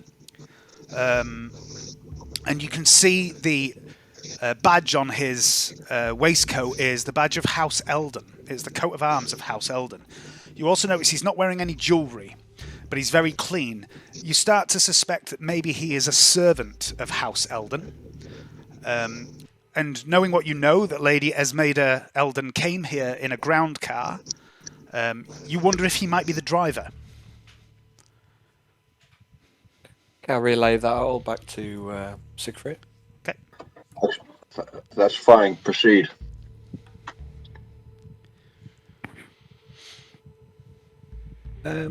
So I see two doors here. So Dave, on the tactical map, where did I come in? You know, you've linked a tactical map into the little green map. Uh-huh. If you look on that, you'll see stairwell up and stairwell down in sort of the southwestern corner. Yep. Okay. And our target's in the northeast. Is that right? Yep. What's marked as Hab Suite. That's the rough location. Okay, I'll look at these two doors. What can I see? They look like pretty standard Hab dwelling doors. Although, looking at the locks, you think the locks have been changed. There is a small gap under each one. Might be small enough for a rat to go through. And was there any other great exits out of the pipe? So I come out this one. Did you say there was another one? There was another one back the other way. Yeah. And can I estimate whereabouts that would be on the map I'm currently on? Can you ping where I think somewhere around here? Okay. I think. Okay, so that'll go somewhere around there. That would put it about there. Okay, so I'm gonna try and get under this door, I think. Okay. Give me an agility test, please.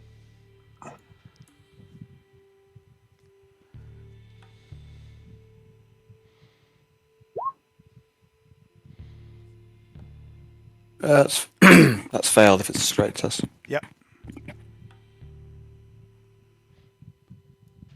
Okay, so you do get under the door, but your needle pistol on the back scrapes along the bottom edge of the metal door. It makes a little bit of a noise, not much, but you are aware that if there's someone nearby, there's a good chance they would have heard that.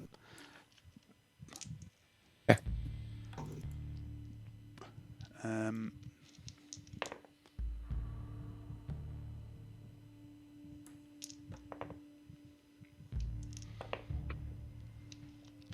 Okay, you can carry on.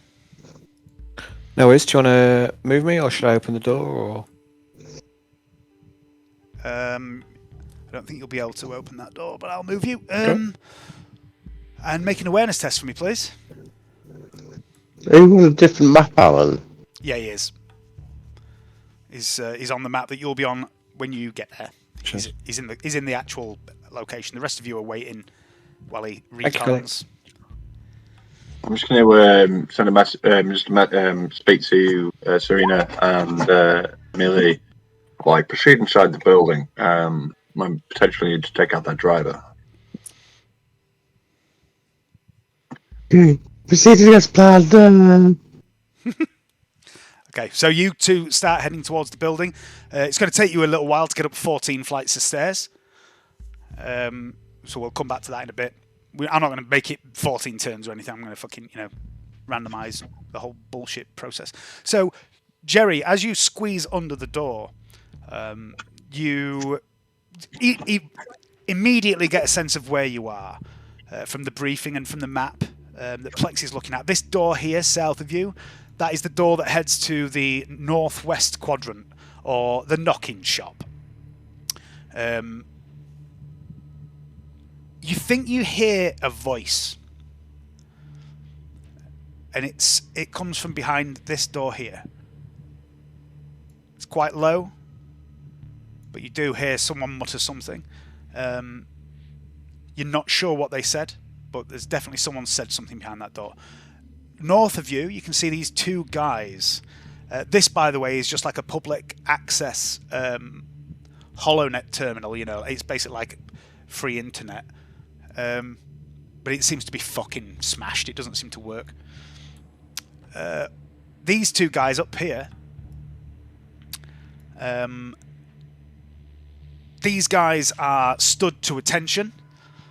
They're wearing matte black flak armor and uniforms. They're carrying what look like quite high-powered las rifles. They also have pistols on their hips, and they also have what look like some sort of maul hanging from their opposite hip.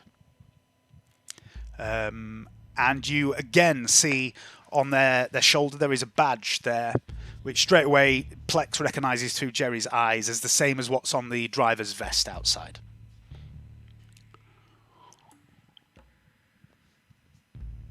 Okay, is Johnny still with us, or we We've lost him. But he's still in roll 20. Okay. Well, that seems like you found your mark. 2 heavies guarding the door. I'll see if I can find another way. Sorry about that. I forgot to plug the laptop in. All right. So just to let you know what Jerry's just seen, Johnny, while you were gone. He thinks he's heard a voice behind a door very near to where he is. He's also seen up in the top corner of this map a couple of armed guards wearing black flak armor with a badge of House Elden on their shoulders. They look quite well armed. Okay. What kind of weaponry have they got? High-powered las guns.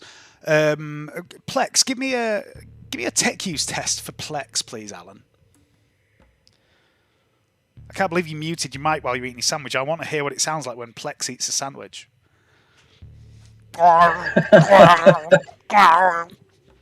It'd sound like someone getting noshed off by Metal Mickey. By Megatron. That's why they call him Mega. Mega chode. Mega joke. Small Dream. plans aside, men in disguise. Plex knows exactly what these las rifles are. He's familiar with las weaponry. He reports immediately to Siegfried and the others that these guys are wearing flak armor, definitely. It looks military grade. They are carrying Deathlight pattern las guns, which you've encountered before. They're quite nasty. Probably won't stop a power sword, though, would it? Well, the flak armor won't, no. They're also carrying what Plex describes as shock mauls that look non-standard, and the pistols on their hips, they're las pistols. He's not sure what they are because they're in holsters, but they look bulky. But the Deathlight rifles that they carry, you're familiar with these because you looted 18 of them from Lord Elden's men when they stormed the mansion. Yeah. That's what you get. And now there's only 12 left in the mansion for some I reason. know, Kenneth's been disputing them. Did they just buy them back off us? Well, hey, Miss Lee, why What's don't we that? trick these? Has it been Right. side industry? No, Canny's been arming the carnival. That's fine. Yeah. Can I talk to my co-mate here? Yeah. And hey, Miss Lee, I reckon we should be seducing these poor boys to have a bit of pie. Let's take some drinks up and get them off the post. Both good-looking ladies. They might fancy a bit of gang of fun, and then we can stab them with the back when they feel like frisky. Excellent, I approve. Meanwhile, I sneak up behind. Plex, plot me the. I can't even do this fucking voice. I'm the one who shouldn't be able to speak. I am a robot. Plot me the fastest route, goddamn you. Goddamn you. You were taking the piss, but I couldn't say habitable. An owl who looks like a fool. Ha ha ha. You, Plex. Habitable. Remember that standing on Sorry, what are you asking Plex to do? Sorry. I want Plex to plot me the quickest route to the opposite end to which the girls would be going when they head into it. So basically, I want to basically sneak up on and be there in reserve if we need to take these guards out quickly. Even though I'm quite confident that these guys could probably do it, it's just if we need to rush into that room for any reason. Well, I think we should seduce these poor fellows. So they're coming up the stairwell, I'm presumably, because that's the only way they could come up, right? Yeah. So it's all sweaty and hard. there's the driver, and then there's guarding one set of doors, and then there's two heavies guarding the next set of doors. So There's also two to. guys at the top of the stairs Ah, right, okay. that you saw when you first came down the stairs. Yeah. Oh, yeah. So there's quite a lot of. Where's the combat ready? There's quite a lot of people to pass by if you're taking the direct route. What's up with you? Hell, as they should be. I've greased mine especially for the occasion. You being a It's made of galvanized rubber. Galvanized. you being naughty? Galvanized, you say? Ready for action? Coated in rubber. It's prepared. Prepared and washed. Ready for action. Off it goes. Alright, so, I mean, Dave, Big Dave, I hate asking this, but what is your character's name again? I've got Lee, and that's all I've got. Emi Lee. Emi Lee. Right, It is quite Emi Lee. hard to remember. Emi Lee. So, Miss Lee. There's 3 whole syllables there. Lee. It's also on the screen. Dave's the only side. one who's changed his character name to be his character name. We're on the same side. And I appreciate you doing that as well, because I was calling you hard ass before. And then I realised that's from D&D. Oh, it is on the screen. How do I change my character name now? What do you do there? If you go on the little Press the cog. cog at the top right corner and I change appreciate the that, play Dave. name. Thank you for doing that. It makes it a lot easier for me to remember shit, especially if I've had a bit of pop. Which doesn't happen very often, but it certainly happens when we're doing subtle and dangerous missions on Dark Heresy. Which is why we don't do them often. I always drink when we do a serious mission. It's the best time. Always. It's the best time. It's the best time. So I think I'd like to Oh, yeah, carry on Scotch. with Jerry Rum. and It's operation time. even see anything else further if we can do a bit more recon. Okay, yeah, you've got control of Jerry at the moment. So I want to try and go through this door where I heard someone. Oops. Okay, the one you're next to. Uh-huh. Okay. Second. Yeah, you think you could probably squeeze under this door? So, Give me an agility roll, so- as you do, please. oh, the driver, was he under the kind of smashed... There's rain coming down, wasn't there? Yeah, so the Top skylight above the atrium, it doesn't cover the whole atrium. I'll just move you back in so I can show you what I mean. But like, the skylight probably covers the majority of the atrium, but with like a meter lip around that area that you can see now, and he's stood, under that lip. Okay, I'll probably make that recommendation to Siegfried. I'll go. Head in through the skylight, through the ceiling. You'll get the jump on the driver.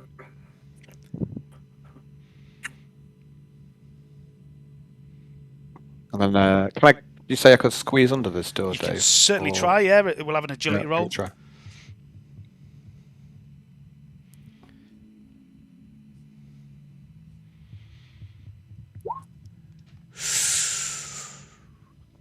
Oh no, so fail. Okay. As you squeeze under this door, your needle pistol catches, and you get wedged for a moment.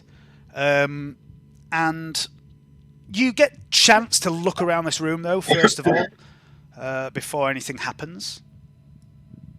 So I'm just going to show you this room. There is a guy right here, right next to you, and he is armed. It looks like he's spoiling for a fight. He's got his pistol and his short sword drawn. He looks like he's dressed similar to the two guys at the top of the stairs. And he looks down at the sound of the scraping, and he sees Jerry coming under the door. And I'll just tell you roughly what else you see in that room, because obviously Plex is telling everyone this anyway. So what you see, it's a rather high-tech looking room. It looks a little out of place here. There are some lockers at the far end. This machinery on the north wall here and here appears to be surveillance equipment. There's a cogitator, there's picked screens, and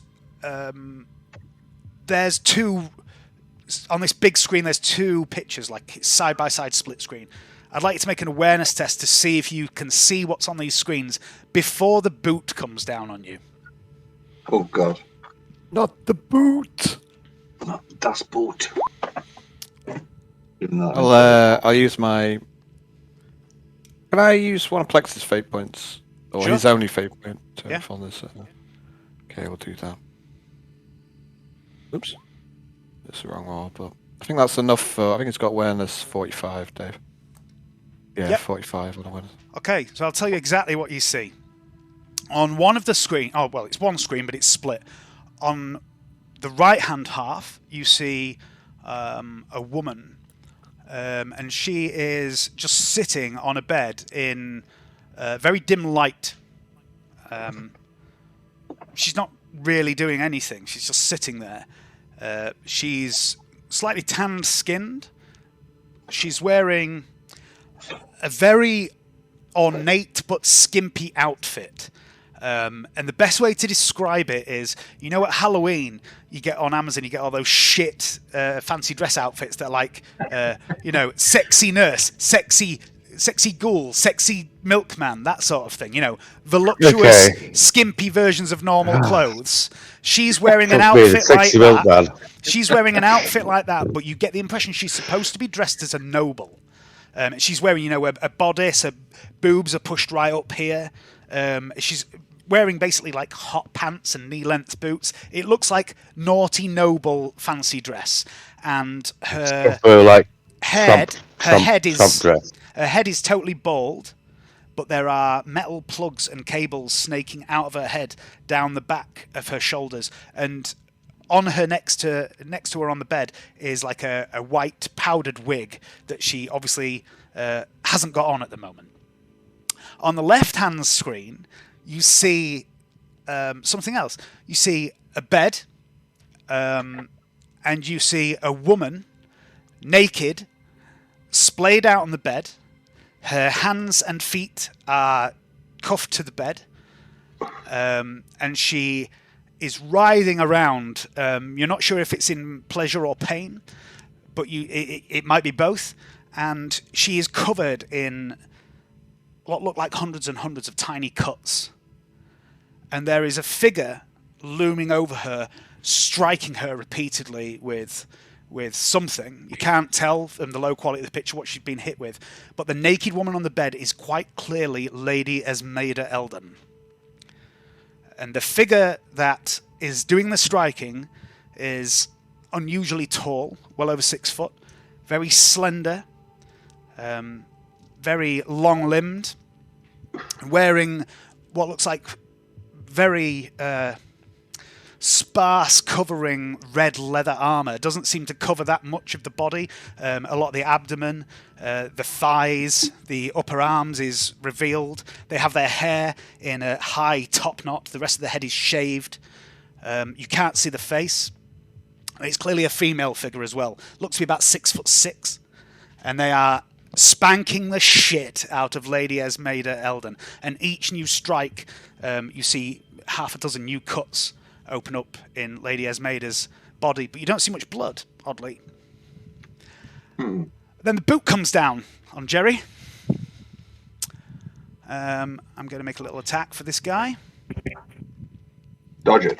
God's sake. It's going to be an all-out attack. That is a hit.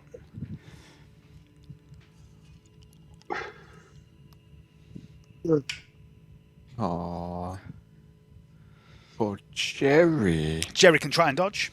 Oof. Oh, Yeah. get that. Jerry dodges. You can get Fucking back out rats if you get want. rolled out of the way. What's the... Is there any exposed armor, like flesh on this guy next to me? As in, is there any target for the sleep needle pistol or not? The head is exposed. Yeah, he does have like a skull cap. It's like a flackish type skull cap, but most of his head and face is exposed. But as far as he's concerned, this is just a rat, right? It looks ratty. Yeah, at the moment he just thinks it's a rat. Yeah. We'll scurry out then. I think. I'm going to. I'll relay all of this to Siegfried. Okay. Cool. We've got that on the screen. Is there any way we can triangulate, patch into that signal, and triangulate where it's coming from? The screen. Plex probably could do that, but he'd have to. It'd have to be like full skill checks, so we wouldn't be able to manipulate Jerry anymore. Yeah. And he could do that from the shuttle, or he's got the capability of patching in wirelessly. Yeah, I think we should do that, and then try and triangulate, because then we can try and catch, and then I want to try and orchestrate a power cut in the building as well. So first of all, I'll put Jerry back down the grate and put him in the safety of the pipe. Mm-hmm. Just put him out of the way, and then we'll try and see if we can hack in to the camera feeds. Okay. So, I can't even read my own writing there. What have I fucking written?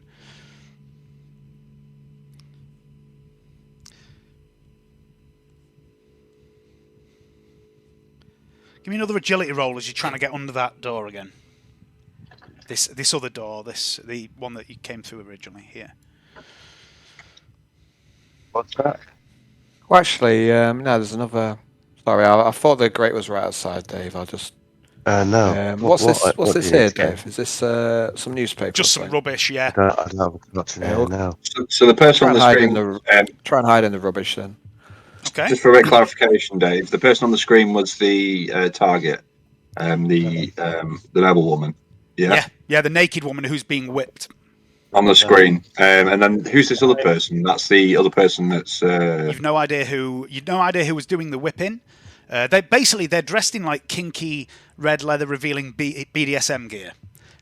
Usually tall woman dressed in red leather bondage gear whipping Lady Esmeirda.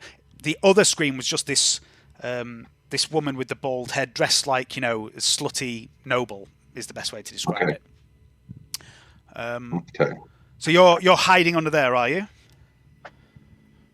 Yeah, so I'll hide the rat for now. Okay, give me a new concealment roll then, please, for that. Okie dokie. And as this is going on, Fail 1 degree.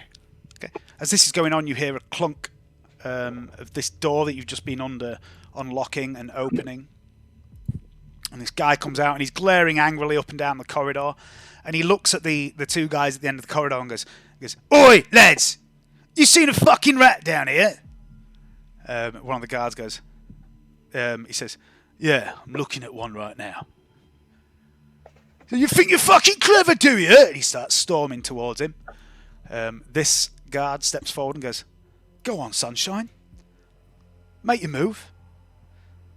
He's still got the lad's rifle in his hands. He's not brought it up, but he's just squared up to this gangster. Doesn't seem particularly intimidated. And they're nose to nose at the minute. They're having a little back and forth argument, Jerry. Macho bullshit.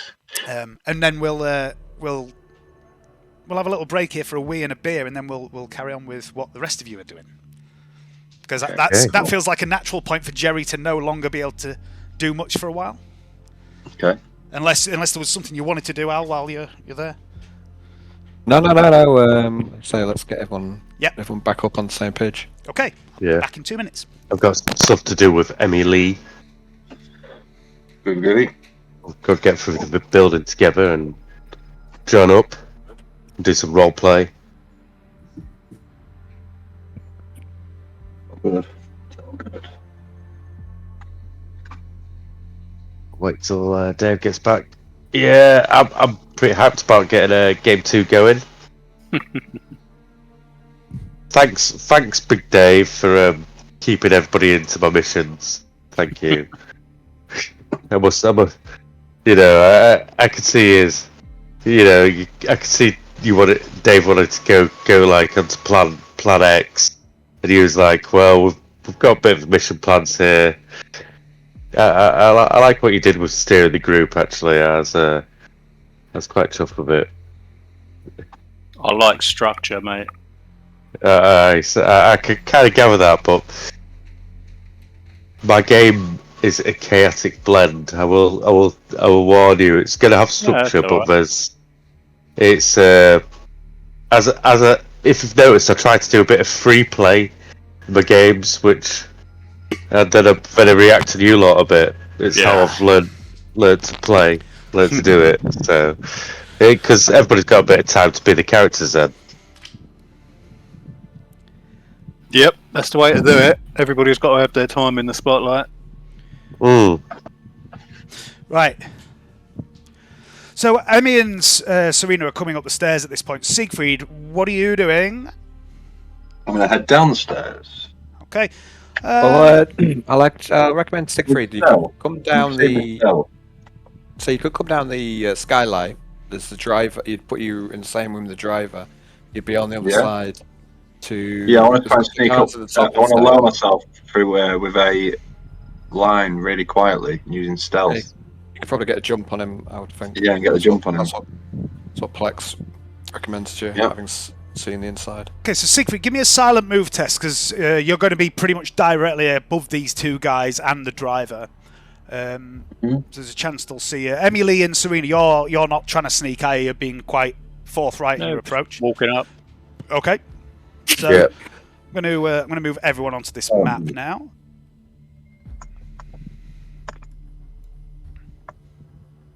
Okay. Let me just check you've got vision. Nope. Oh, I'm going to use a fate point. Can't see shit.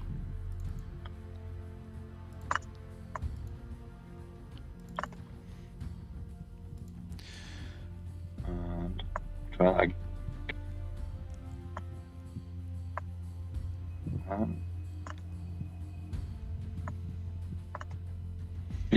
No, sort of, kind of. Remember, though, silent move is an opposed test, so it's not necessarily a failure. Oh, right, okay, yeah. Okay, so Serina and Emi Lee, stop where you are for now, but you should both be able to see the map now. Hayden, can you see the map? I can. Dave? So nice. Yep. Johnny, you can probably see just a strange room with the boys in it. That's just a holding room. Don't worry about that. Yeah. So what I'm going to do now, Siegfried, is I'm going to put you into the atrium. You're not in the atrium. You're above it. I'm just putting you there so you can see it. Because you'd be able to move around. There's like a lip, like a metre-high lip. You'd be able to sneak about and have a bit of a look. So this is the atrium. And you can see the driver that Plex told you about is here. There's the two gangsters down here, and you can see Emi Lee and Serina coming up the stairs as well. I'm just going to...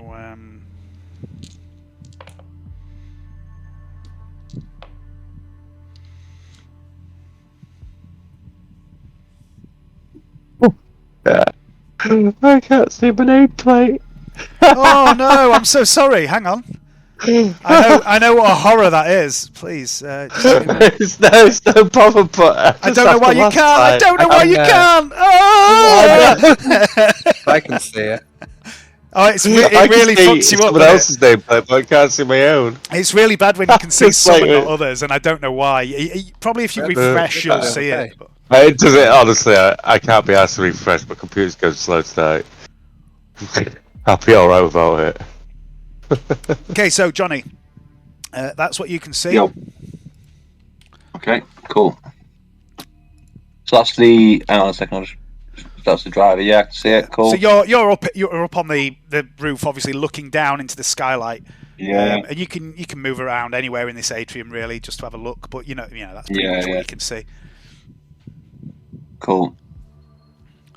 Excellent stuff. I need to try and get down and take out that driver. Is that a wall there? No, it's a light. A light. So this is. Can the driver be seen by these two guys? Yeah, he's currently in the line of sight of these two guys. Yep, definitely. Yeah. Cool. All right. Cool. So I think I'm just going to. How far away are you, Serina? You're like we're literally just about down to. Let's say you're on the floor below. You're just about to come up to where you are on the map. Let's We're nearly go. on path, Siegfried. As soon as you're What do you up, want? say go, and then I'll strike. What we'll do you strike want us to together. do, We'll strike Siegfried? together. Do you want us to distract anybody? Kill someone? What's the situation?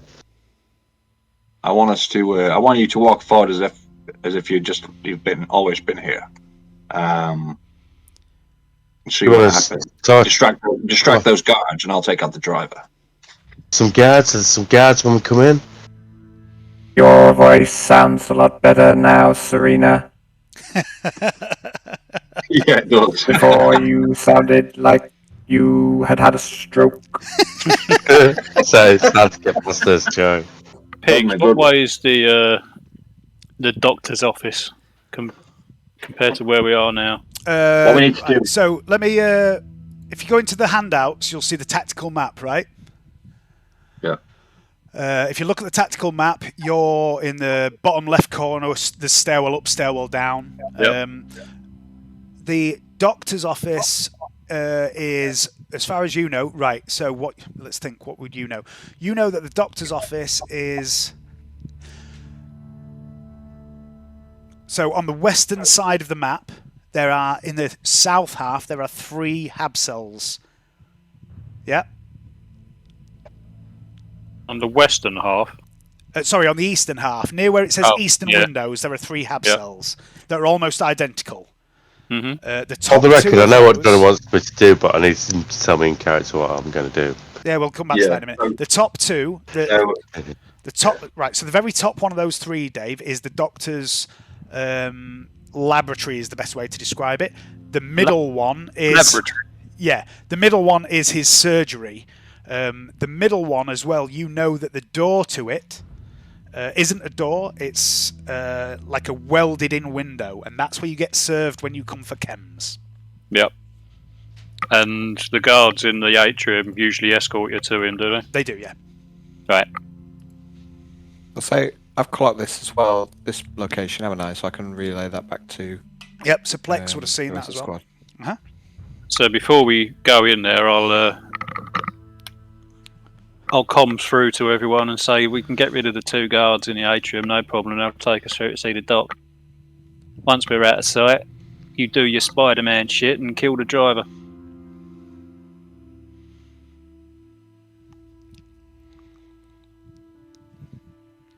Johnny Okay. It looks like I'm waiting. What I want to do, while this is all happening, I want Plex to triangulate that signal.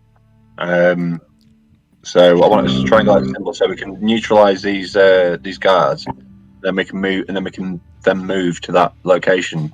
It might be an idea to get the boy Jerry and the boys to move to that location in order to tie down, well, figuratively speaking, the big tall person who's doing the whipping. And jump on that person. I don't think they'll be expecting a swarm of rats. And if we can do that, she's the noble woman's obviously chained to the bed, so she's not going to be much of an issue in terms of mobility or flight. She's not really much of a flight risk in that respect. We're going to eat alive for the rats. Yeah, but that's not what we're here for. Johnny, I think I've found the door to that room, but there's two House Elden heavies outside, and they're having a bit of argy with the ganger, who I think is maybe getting some blackmail material or something. He's the guy who was watching in another room, which is below surgery. So he was, I think he was doing some spying, because he was in a separate room. So he came out after the rat, and he's had a bit of argy-bargy with the two heavies. So you've got kind of three guys in between us and the target, I think. Okay, that's fine. There's a driver. Let's if I can try and take out this driver subtly, see if this escalates between the ganger and the guards. If it does, use that as an opportunity to strike. I'd say to Serina and Emi Lee. Let's get the guards out of the way first, and then you can kill the driver. Yeah, exactly. Dave, did you say I've got retractable blades in my wrist or something? Yeah. No, you've got the Landrian dagger, which is I could just call it to my hand. You can call it to your hand for half an action. And for another half action, you can extend it to a full sword.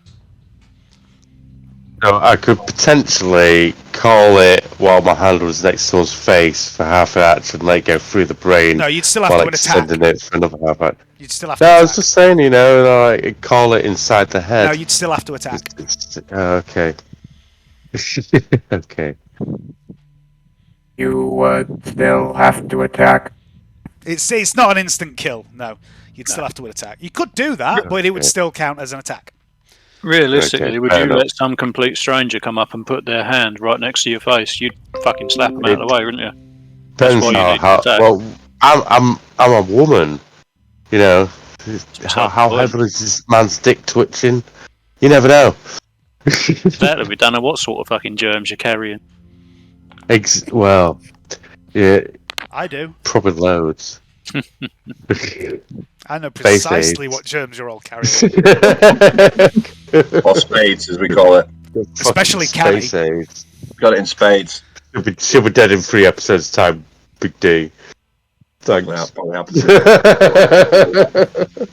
Right, come on, what are you doing? I'm following Emi Lee's lead, because she knows the area. Okay. I'll move the boys above the skylight, so I'll keep them in position ready to move in if needs be. Okay, I'm going to put them here. So basically, I'm waiting for the trigger of Emi Lee and Serina interacting with these two guards. So if there's anything that Siegfried, the boys, Jerry or Plex wants to do before they do that, now's the time.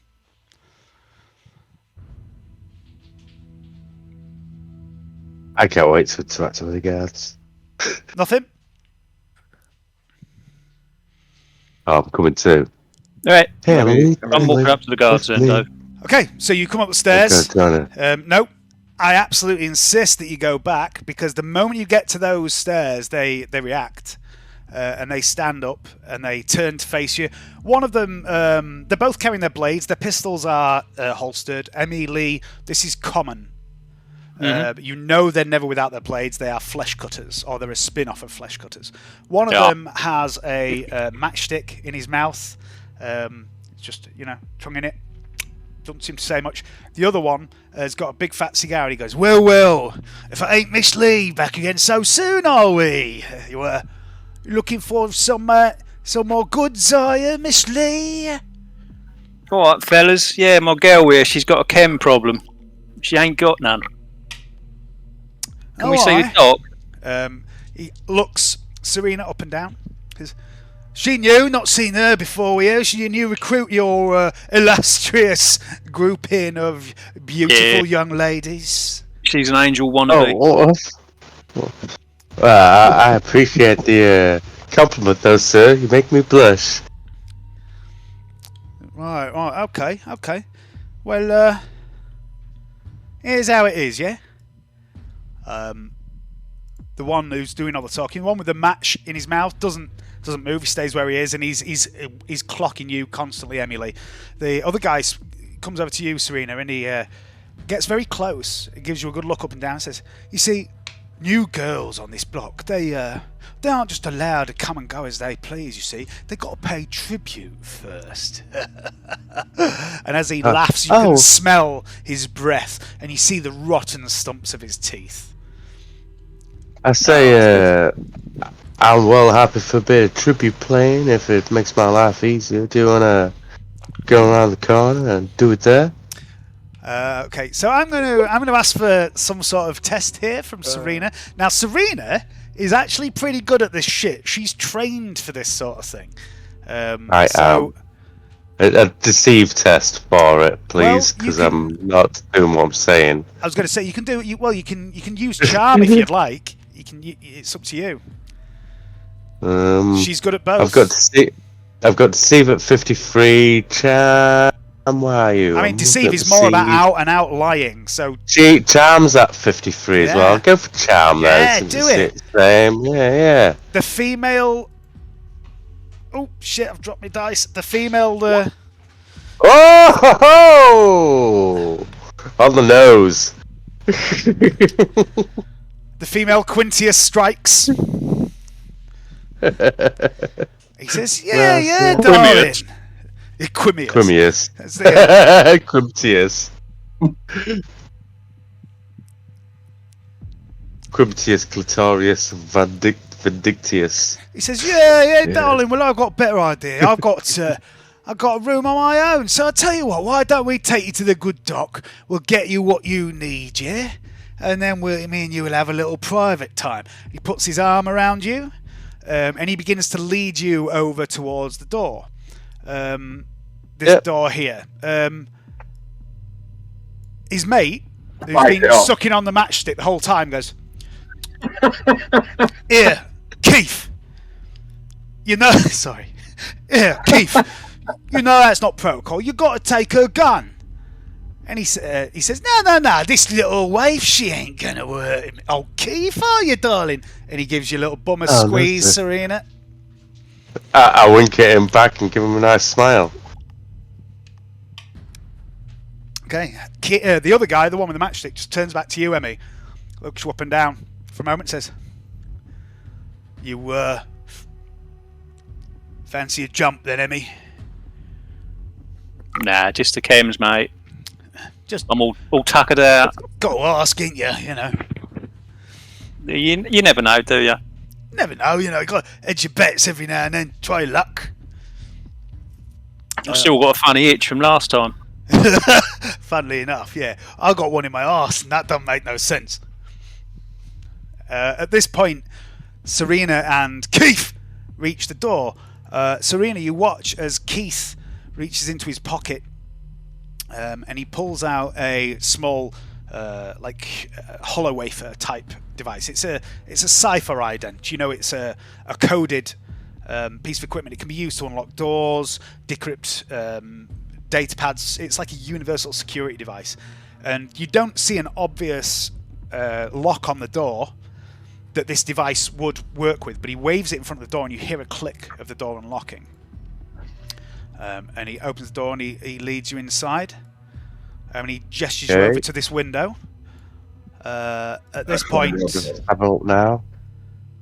I'm going to call at this point in time. I'm going to call my object forward and hide it in my offhand. Okay. So just before you do that, as I walk through the door, yep, I'm just going to after walk it in the door. Okay, so as you're walking in the door, you're going to do that. So we need a warpy doodah skill thing, don't we? It's been a while since we've had any warp powers. So call item. It's a pretty low level one, I think. What am I doing? Oh, yeah, you put me on the page. Thanks. Yeah, What do I so do? it's threshold But 5. where do I So press? you don't. You roll a d10. You add your willpower modifier bonus. Fucking mixed up all the rolls there, didn't I? Well, I've rolled a 5 and without enough. my wisdom power bonus, so that's okay, yeah. Yep, that's fine. So I'd also like you to give me a sleight of hand test as you try and hide it. You don't have sleight of hand, so let's just have a D100 against half your agility. I don't pass it. Okay. It's not sold. No. Okay, so at this point, Practicing powers a of the number of warp things are don't going to tend to start be. happening. I'll wait for Johnny to get back because everything's about to go a little bit wrong here. It's just because of me. Yeah, you got unlucky with a dice roll. That's how these sort of missions go, isn't it? You've got. Can I fate point that with her? Yeah, of Do you course have you any can. fate points? Yeah, all characters have fate points. Okay, I will try that then. Go for it. It's better. It's slightly better. I was prepared Yeah, to be that's pretty lenient with that, but it's You still still an need opposed to test. roll. Yeah, it's still an opposed test. So let's just see what he gets. I tell you what, he only just fucking passed. So what you're 16, so that's like fucking 6 degrees of failure, isn't it? He's on 4 degrees of success. Well, no, 4 degrees of failure. So he doesn't know what you've got. He doesn't know it's a dagger, but he does know you've just suddenly palmed something. So yeah. To deceive tests to blag him. Well, let's just wait for Johnny to get back because I'm gonna switch to initiative order here because it's about to get a little delicate, I think. Oh no. A little bit spicy. Yeah. It doesn't mean Right, we're in people. combat. I just want to do it in initiative. I was sort of preparing. Initiative order. Prepare for the rape. You don't go into a dark room with a man you've never met before. You do if you're Serina. She's literally trained for this shit. I know, but I mean that's why I've summoned it and it's gone wrong. Just saying. I know it's always me who manages to kill our suspects. I just wanted to get this out of the way This first. guy isn't a suspect. Wow, I managed to do it every time. It doesn't matter what I do. I'll But I'm there to kill our suspects. I'll be honest, Hayden. I have mocked you mercilessly for killing leads. I would not mock you for what's just happened. I think that's It's fine, perfectly- Dave. You can put No, it. Just honestly- put it in. Put it on the repertoire. Honestly, that I need it. is it makes perfect I sense think for it's Serina fine. to be arming herself I think in it should be readiness. part of my failing repertoire. I like it. No, I will not count that. I have so many victories. It doesn't matter. I want to fail a repertoire. It grounds me. But have you ever bum rushed a load of guys and convinced them that you're an orc when you're actually a 5'7", 70-kilo man? Because I have. That's Quintius's greatest role. Oh, yeah, fair enough. I don't know where Johnny is. So, okay, right, we'll carry on until he gets back. So, Emi, at this point, you see Serina and the guy go through there. This guy's chatting away to you. What are you up to, Emi? Just hanging around, really. Keeping him focused on me so he's not looking anywhere else. All right. Just trying to keep his attention, really. Make an awareness test, please, Emi. One sec. Sight-based, if that makes a difference. Johnny with a big plate of rice. No, it's chicken dinner. It's rice. Don't. It's my game, right. Johnny. Your face is right. It's my game, Hey? Johnny. Don't fucking contradict me. Johnny's Your eating face is plain right. rice. Canon. Your face is right. Okay. Your face is rice. Ah! It's a mutation I'm afflicted with. Under the wet. We've kind of slipped into a bit of an initiative order, Johnny. We're not in combat. We've not rolled initiative. I'm just doing things Okay. in order right now because Serina has summoned her dagger, tried to palm it so the guard didn't see it, but he's seen something. Oh no. So, Emi, okay. Siegfried, can you make an awareness test, please? Yes, of course. You've seen Serina, by the way. Serina and the guard have passed through the atrium into this other room. Emi is still at the other end of the room where they came in on the stairs, talking to this guy that she seems to vaguely know. This is the most important awareness roll you'll ever make in any game. Oof. Thanks for that, though. It's an opposed test. No. It's an opposed test. First, it's the driver, who is trying to stealthily check out Serina's arse as she walks past. And Siegfried notices this. The driver is distracted by Serina's wiggle. He's not looking where you are at the moment. Excellent. I'm gonna get him. Just a second. This guy that's talking to Emi Lee, he takes a step closer,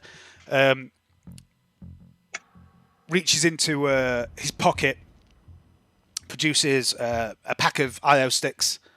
Emi holds it out to you. Yeah, I'll take one. Okay, you take one. He takes one himself.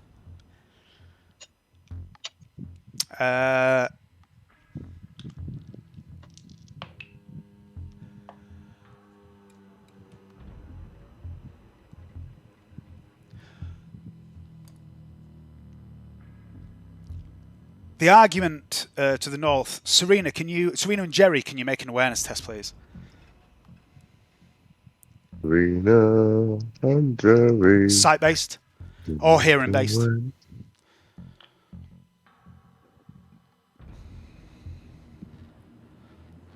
Seems to have suddenly stopped, and the ganger is just walking away.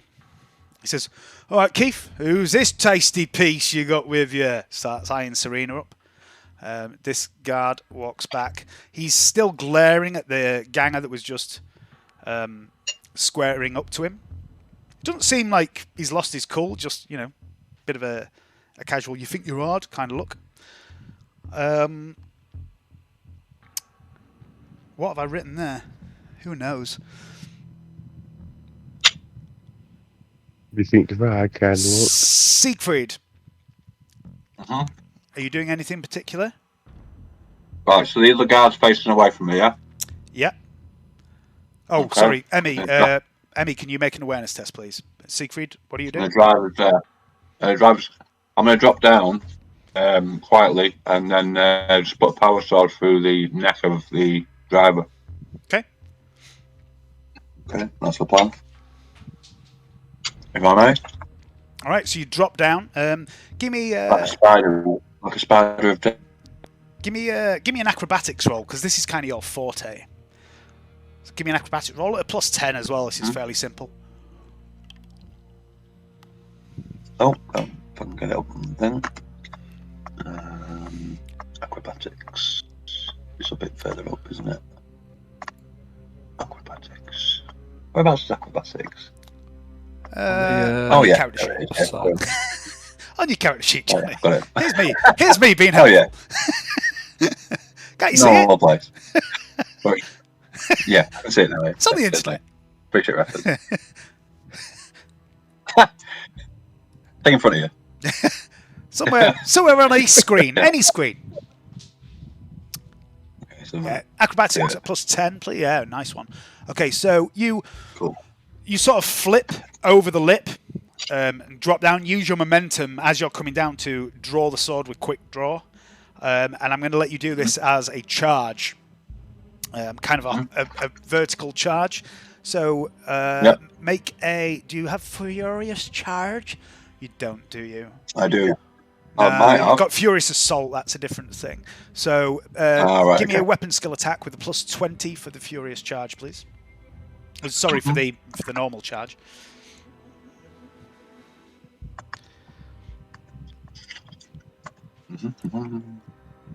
And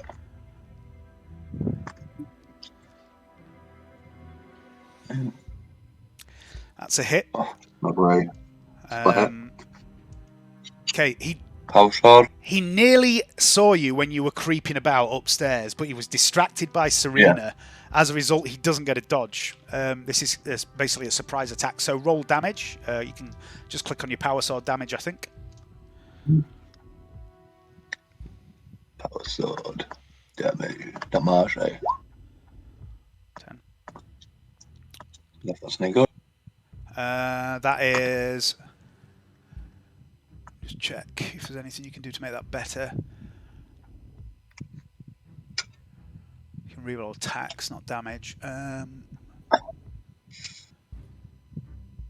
Can't I attack twice? I've got the ability to attack twice. Yeah, not on the charge. That's a full action in itself. Let me just check the wounds of a normal hive citizen, because I'm thinking it might be 8. Mm-hmm.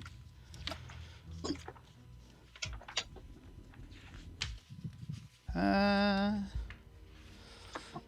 want the sword to go down straight through the top of his head.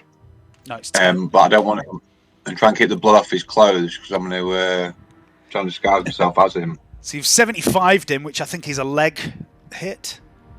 Oh, no. Yeah, left leg. So that is 8 wounds. He's got no armor. But yeah, you come down and you just spear straight through his thigh, and he yelps. The cigarette in his mouth flies up in the air. I grab it. Yeah, make a fucking agility check. Why not? So if I grab it, then I can smoke it, and then change my face to his. I always confuse the fuck out of these guys. Even more. Agility. Agility.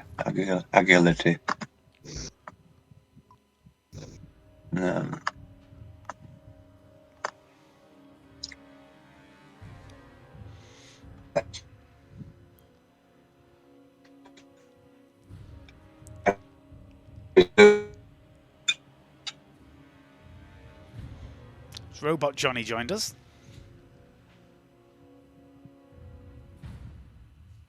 Oh, God.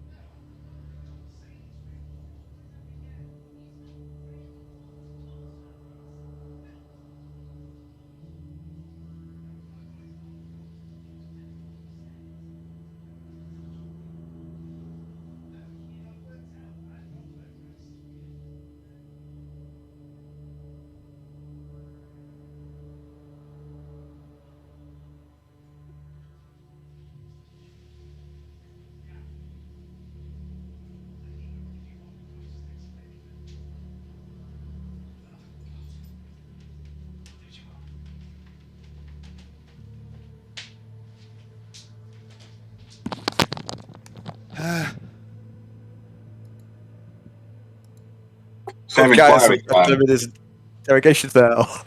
Don't know what happened there. Cut out the middleman. Hey, welcome Same for back. Gaius when he wakes up. My internet died. Yeah, so you catch the cigarette. Guys, I'm at work. Catch the cigarette. Catch the cigarette. You can even have a drag if you want. I'm going to land it, have a drag, land and change my face to the driver's face. Okay, you change it to driver's face. He screams, mainly out of pain, but also out of horror. Which is going to bring us out of the stealth, unfortunately. Yep. But we're going to roll with it a little bit, because Jerry, you hear the scream. Plex relays to you as well. That was the driver. Everyone knows that scream was the driver.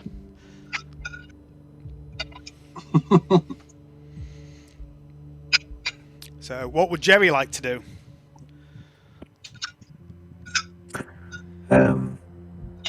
I think I'm gonna hold my action for now.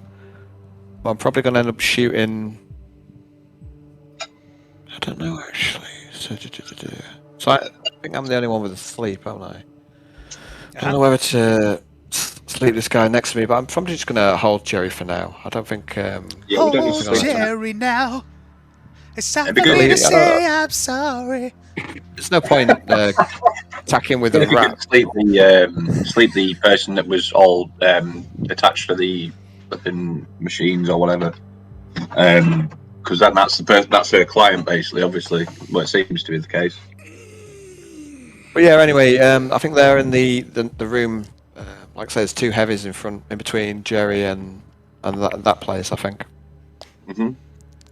So I think that's up here, Johnny. Yep. You are right. Excuse That's me. exactly where it is. Okay. But Jerry's holding yeah, an so I'll action. just hold Yeah? I'll just hold it for now. Glory.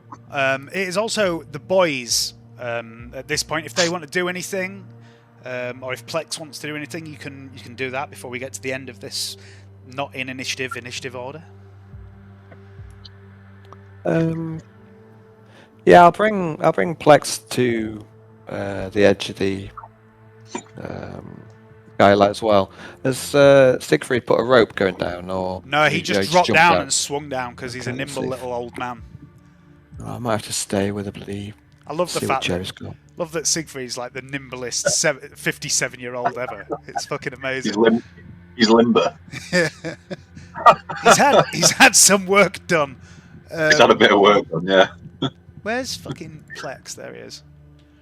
Yeah, I think I might have to leave him in the shuttle, Dave. Well, I'll put him on the map. I don't know how he's going to get back out again if he jumps down.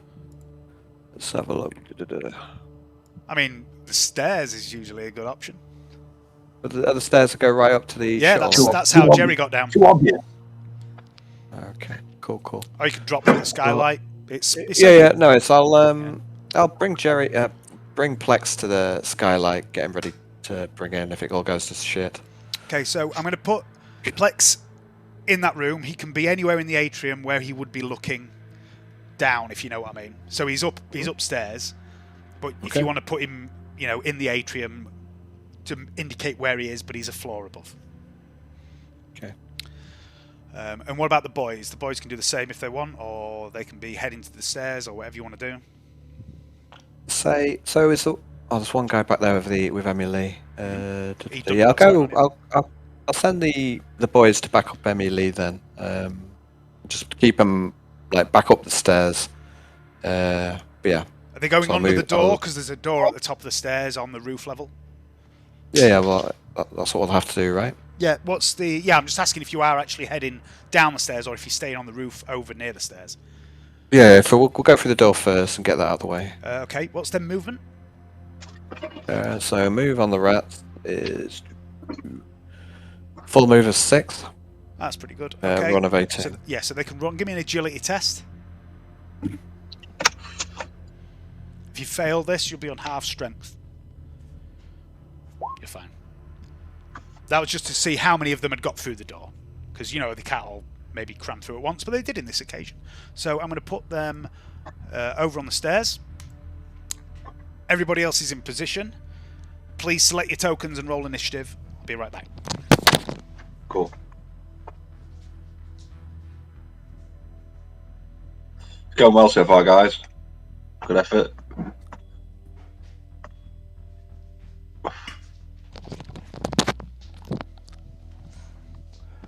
Yeah.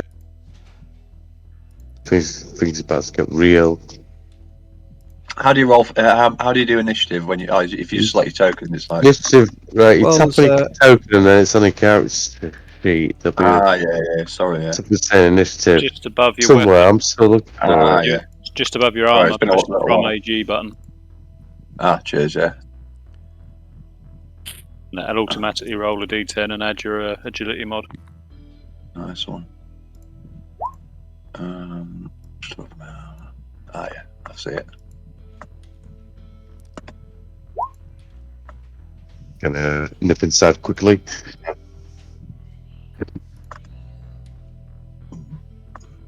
Oh, hello. I appear to have turned into a feline pirate. Yo.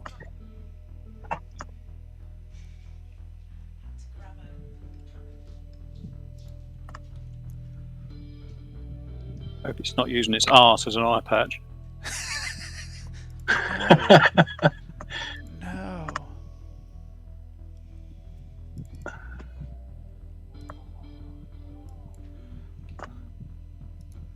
You don't have to put her out, Leanne. She can chill with it on here with me. Oh well, if she wants to, she wants to. But she's normally pretty chilled up here with me. I can see its bumhole. Yeah, there you go. Take that, internet. Have a cat's anus. It's like one of those rubber things that you stuff a tea I'm towel when I in. was on the Roll20 screen right at this moment. It's like the end of a sausage roll.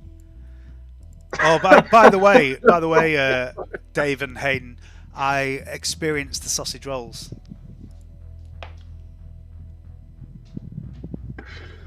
Unacceptable. They were Shocking. pretty good. Right, 6. Sorry, I should have pre-rolled this. I don't know why I didn't. 9. The time for subtlety isn't an end. The time for slaughter has just begun. That was time for the flavor. Time for flavour. Let's get our barbecue on.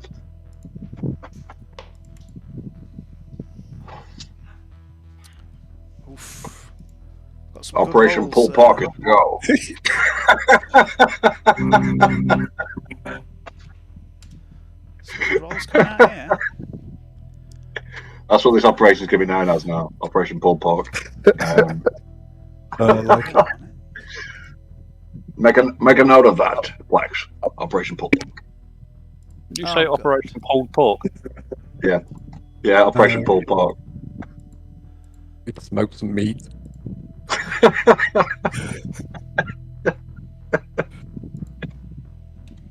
It's got so many connotations, like everything that's happening.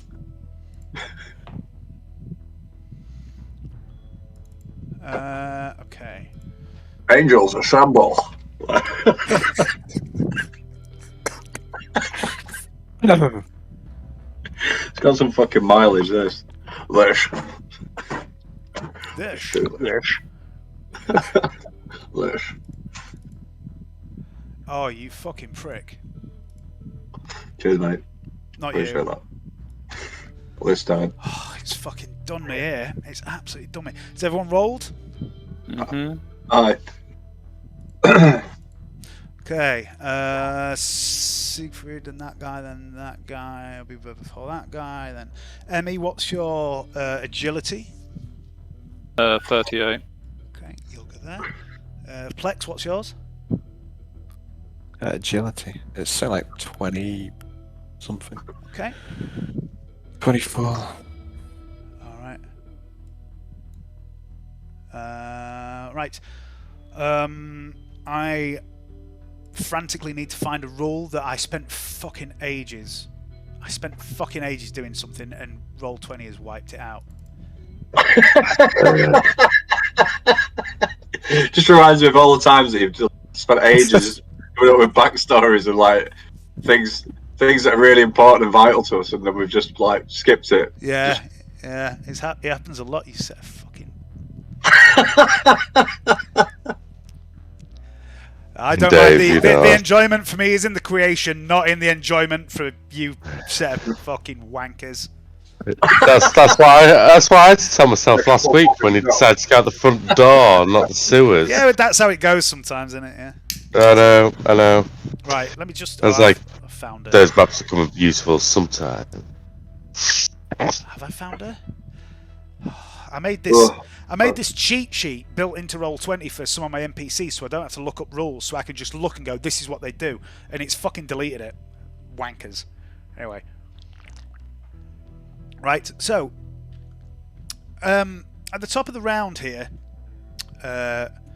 Siegfried has just dropped down, plunged his sword into this guy's thigh. The guy has screamed.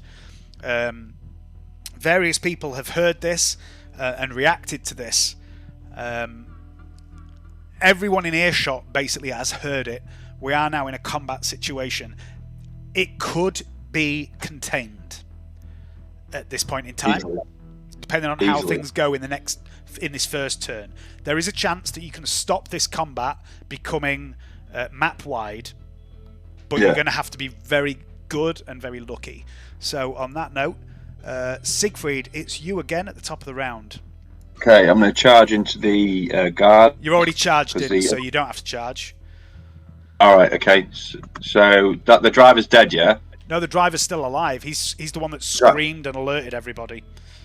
Okay, I'm going to put my my other sword through his try and put it through his face. Okay, so you've got options here. You can do an all-out attack at +30, or you can try a swift attack, which is attacking twice. I'll do a swift attack. So it's doing that is just +0. It's straight weapon skill. But twice. Okay. Yeah, but twice. Yeah, you attack twice. Okay, I'm going to do that then. Well, that's still not great. It's not bad. It's not too bad. It's better than most. Oh, so that's a miss. Next one. Oh wait, Should have done the all out. wait. I think you have Blade Master. He does have Yeah, I do. Yeah, that's re-roll an attack, so you can re-roll that straight away. I'll re-roll that one. Submit. Still terrible. Okay. And I'll just do my other attack. Come on, deadly assassin. fucking have it.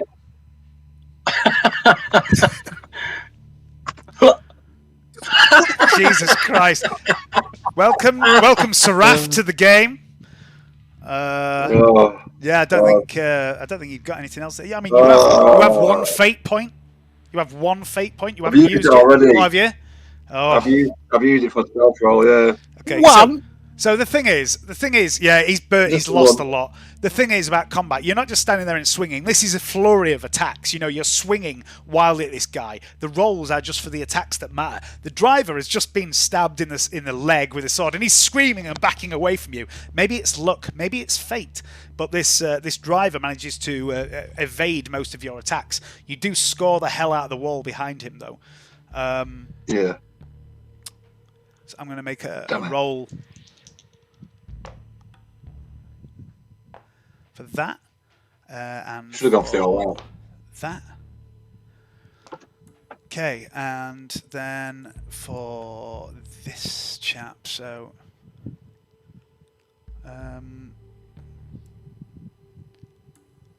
that's that guy. The guy that stood next to you, Selina, who is still at this point got one hand cupped on your buttock as well, goes, "The fuck was that?" Hearing the scream. It's a love toy, baby. It's a love toy. And he's going to 1, 2 to there. He's going to see that. He's going to see Siegfried attacking the driver. And he's going to half action draw his pistol. And he's going to Vox.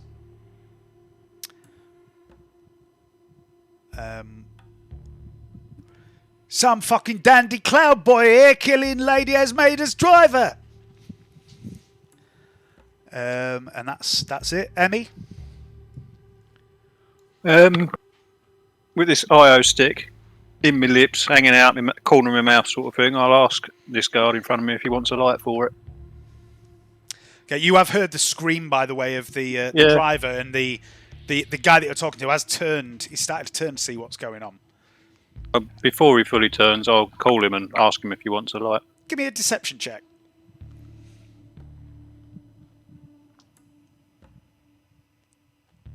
One sec. Do it. Just let the cat out. Fucking hell, I'm going to spend a fate point on.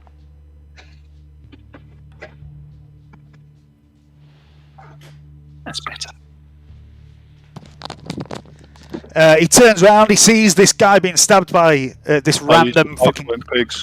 You what? Sorry. I did use a fate point. I've got 2.7 successes. Yeah. He sees the stabbing and he goes, "Oh, fucking hell's going on?" Yeah, sure, I'll have a light. Yeah. And he leans in towards you with the IO stick in his mouth. I will fast draw my hand flamer and shoot him. Okay. Right. So you knock a shot off. You don't fire this. It's just a test from him. So he's going to try and dodge. He does have dodge. I'm going to give him surprise though for that. He fails. So roll damage, please. Oh. Okay. So I have to roll again rather than you. Yeah. Confirm the critical. So it's yeah.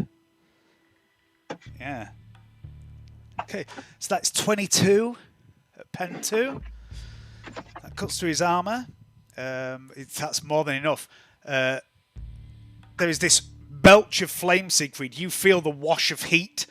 So do the boys. Jerry, Plex, as the boys come around the corner. This gout of flame whooshes forth and incinerates this guy whose IO stick is most definitely lit. And I will light my IO stick on his burning corpse. Of course you will. I would expect no less from you, Dave. I like it. And this is how we do combat. And he's just on the floor burning. He's rolling around in the acid rain, which isn't doing much but stinging him. I'm going to laugh. Siegfried's going to laugh. Just going to give me an awareness check, please, Emi. Hang on. Nope. Okay. Oh, no. Cool. I've got the telly on in the background, and apparently Big Brother has just started, and there's some floppy-haired twat on there from Scunthorpe. Oh no! He's wearing a black shirt with multicoloured flowers on it. He looks like a right nonce. I mean, I don't mean to cast aspersions on anyone, but most people from Scunthorpe are fucking assholes. Liz does the council van, and she's like, "It's just too much." I says, "What?" She says, "I was on the high street, and everybody in Scunthorpe is a weirdo. Yeah. No one is normal. There's just weirdos everywhere." The thing is, when I was like, younger, if you got a normal person, she says that was weird because everybody is a fucking weirdo walking down Scunthorpe High Street. When I was younger, I used to think I was really weird, and the older I get, the more I realise I'm not that weird. This cunt's wearing... Dave, this cunt's wearing skinny jeans, big fucking black boots, and a red velvet blazer. I've got a feeling I've seen him in Cafe Indie. What a wanker. Probably have. Anyway, right. So yeah, that's how you start a fight. That was free action, quick draw, half action, blast him in the face, wasn't it? Yep. The other half action, I'll be lighting my IO stick and having a drag. Cool. Meanwhile, somewhere in the complex, it's Lady Esmeirda Elden's turn. She's doing a thing. And then it's Plex. I think I'll charge the boys in. That's alright? Yep. On the driver. Yep, go for it. Oh, so he's on. Okay, so go for that. Don't forget you get a +10 for ganging up. Where's it go? So +20 for charge and +10 for ganging up. Oh, you failed me, rats. Okay. The last time. But I mean, they do bite him, but they, he's got clothing and stuff. They're gnawing, trying to get through that, and he starts to shriek and panic even more. Anything else, Plex? How much does that cost? That's It's a half action to command your puppets. Okay. So you basically can spend half action to give the boys a full action, or and half an action to give Jerry a full action. But then that just means Plex can't do halves. What's that, Hen? You could do two halves. You could do both rats, couldn't you? Yeah, rats, I could try. And also, last pistol. They follow the command from the last turn. So if you say attack that, you don't have to tell them again until they've finished. Yeah. So yeah, you can try and shoot the driver. It is into combat though. but it's probably going to be point blank. Yeah, I think I'll have to. Okay, so it's plus 30 for point blank, plus 10 for a single shot, minus 24 into combat. Any other mods that I can think of? Just plus 20.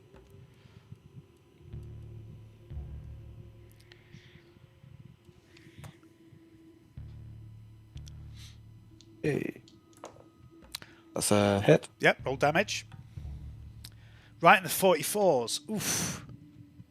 Ooh, Who over there? That's the body. nobody wants it there. Yeah, that's enough. He had 2 wounds left. Mm. So with Liver shot. Siegfried swinging the sword, the rats clambering all over him and him screaming, Plex Tesseract leans over the atrium's sort of roof, supported roof, and just fires a single shot into the body of the driver and drops him dead. Plex, he's our man. If he can't show it, no one can. He was coming right for us.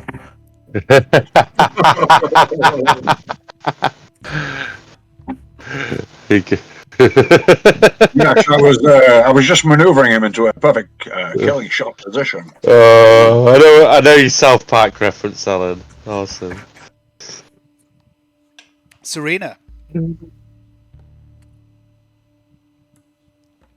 the highly trained assassin has failed to kill anyone. Serina.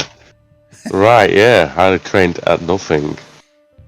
What am I good at then? I've got a weapon in my hand. Is it half action to extend it? I believe it says on the weapon what it is, but you've also got Natural weapons as well. got natural weapons, yeah, which they basically make your unarmed attacks D10 rather than D5, but there's no pen on it. It's still really good against unarmed stuff. But what she's also got, which is always an option, she is a psyker, and her other ability that she has, or other power, is she has flashbang. Oh, what? To blind everybody? Yeah, so it's basically it's an AOE blind. Is that a full action? It's half an action, and it is. Oh, what?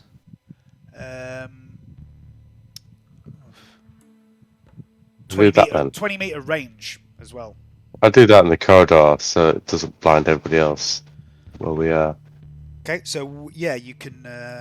It's not going to get anyone but the 4 guys, the two guys that are near you, and the 2 guys north of you, the 2 guards.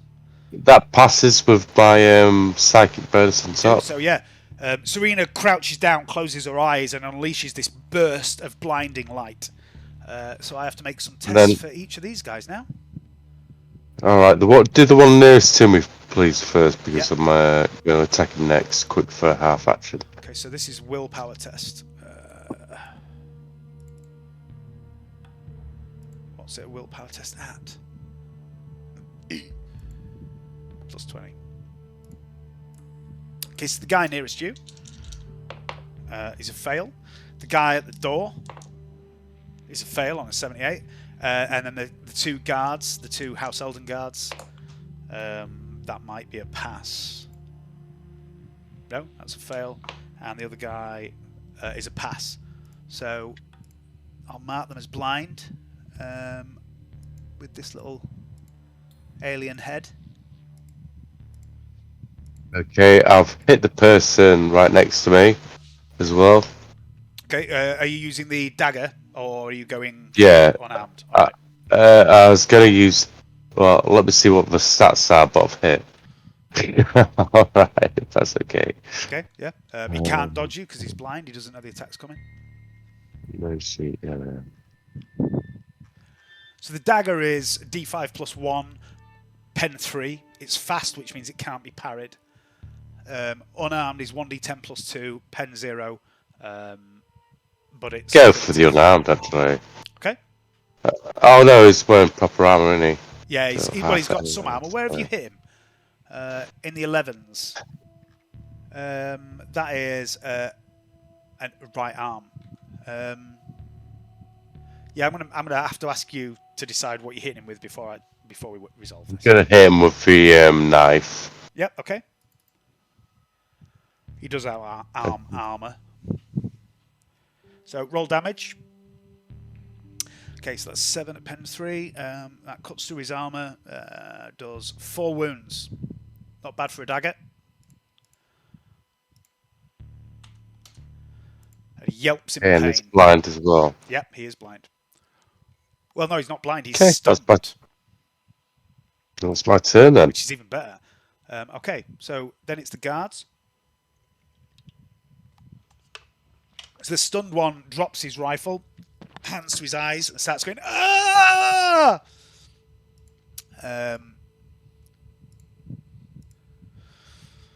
This guy is going to want to move into cover there. And he's going to half aim at you, Serina.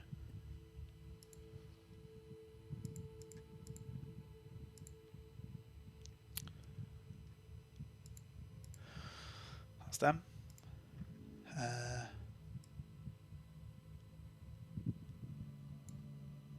Oops. Then we've got... Yeah. He's dead. He ain't going to be doing much. Blind guy, the stunned guy here, can't do anything. That's his turn.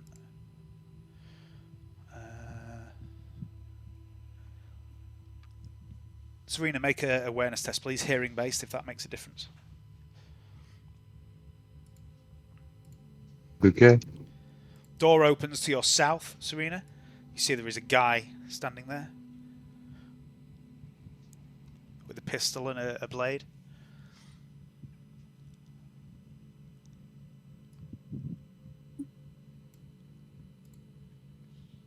Where's Serina located? Up close to the couch sheet. I forgot where she is. Power play, NPC, something's blah blah blah. Hang on. Power play, NPC followers, Siegfried. Yeah, I found now. Yeah, thank you. No worries. And awareness, yeah.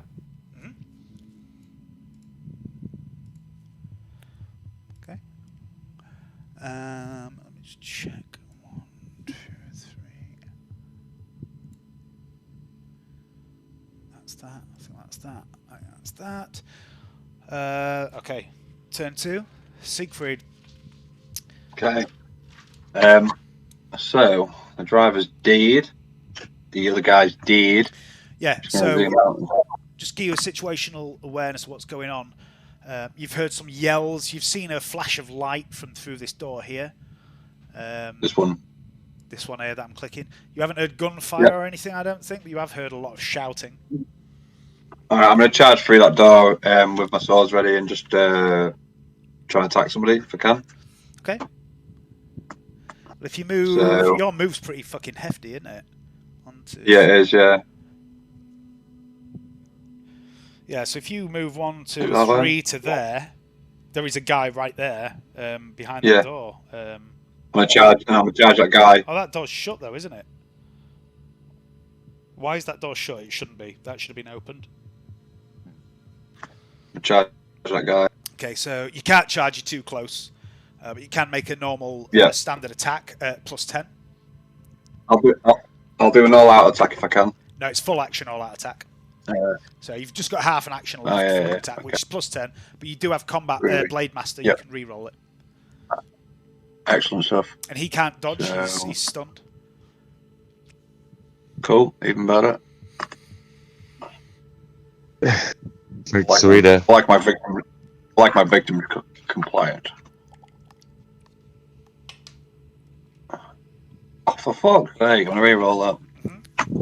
I need to fucking bump his weapon skill down big time. It's not even that bad. That's the thing. It's just. I know. The nature of random. Yeah. I know. I mean, this is every game I have, Johnny. you know how shit I roll. I know. Yeah, dice have been pretty shocking, mate, to be honest. That's one of the reasons I roleplay so much, is because I roll so bad. But unlucky, yeah, this guy, you're swinging at him, but he's stumbling around, blind, his arms are flailing out, and you're like, whoa, what's wrong with this fucker? Why are they all so weird? You miss, unfortunately, Siegfried. Fucking, I'm just gonna start shooting people. It's easy. Shooting people. Why did I leave the sniper rifle up in the fucking... Want to get up close and personal. That's what I was trying to play, but it's just Honestly, she's not playing ball. She's not playing ball tonight.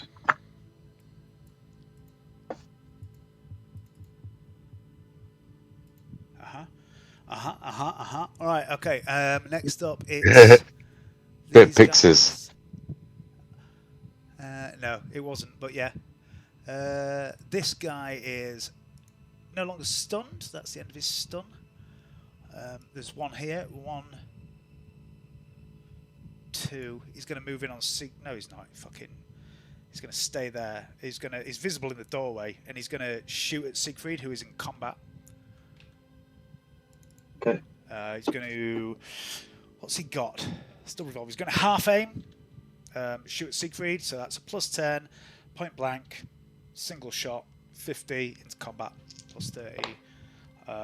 73, that's a miss. Siegfried, there is a deafening bang as you hear the familiar sound of a revolver go off, and it strikes the wall next to you. You realise at this point, Siegfried, any attempt at stealth is pretty much out the window. Yeah. Which is unfortunate, because I really wanted to see your stealth plan work out, but never mind. This guy's going to do this. Oh well. Kill them all. Everything that moves that isn't us, we kill it. That's that. And then it's Emi Lee.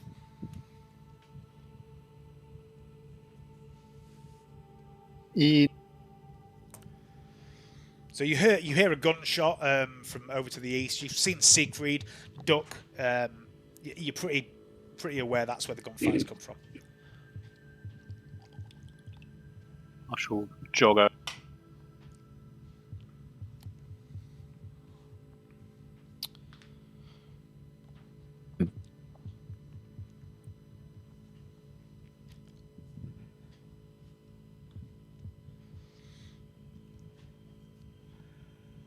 And I'll stop there. Okay. I would like... let's have a think about this. I would like Emi, Jerry, Serina, and maybe Siegfried. But Siegfried's going to be on a -10. So Emi, Jerry, Serina make a awareness test. It's hearing based. Siegfried also an awareness test, but -10. Okay.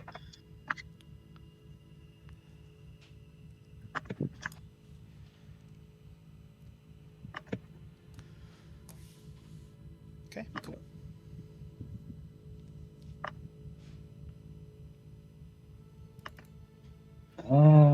Don't want that.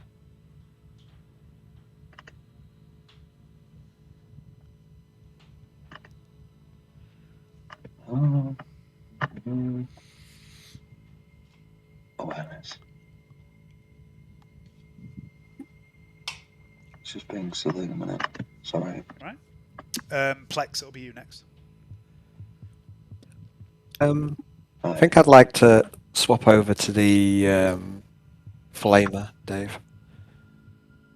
I'll so I use my Oh my god, I'm getting some terrible dice tonight. change weapon. Okay, yeah, so you can half action to stow the pistol, half action to get the flamer out. Mm-hmm. The boys will carry on eating the driver. Good. Because that was the last instruction. No traces. Leave no trace. Okay. Serina, make another awareness test for me, please. Hayden? Yep. Okay. All I can see is like one of your eyes and the peak of your cap, so I don't know if you're like with us or not. You've done better than we all said you would. But, it's half action. Okay. May as well 30 minutes power nap and does. Or a really strong coffee. And it didn't do that. It was not in my repertoire. Just got up and started drinking again.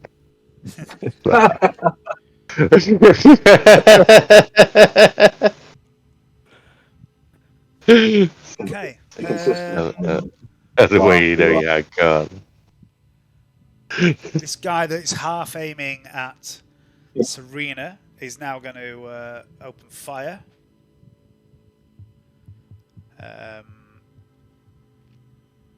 He's going to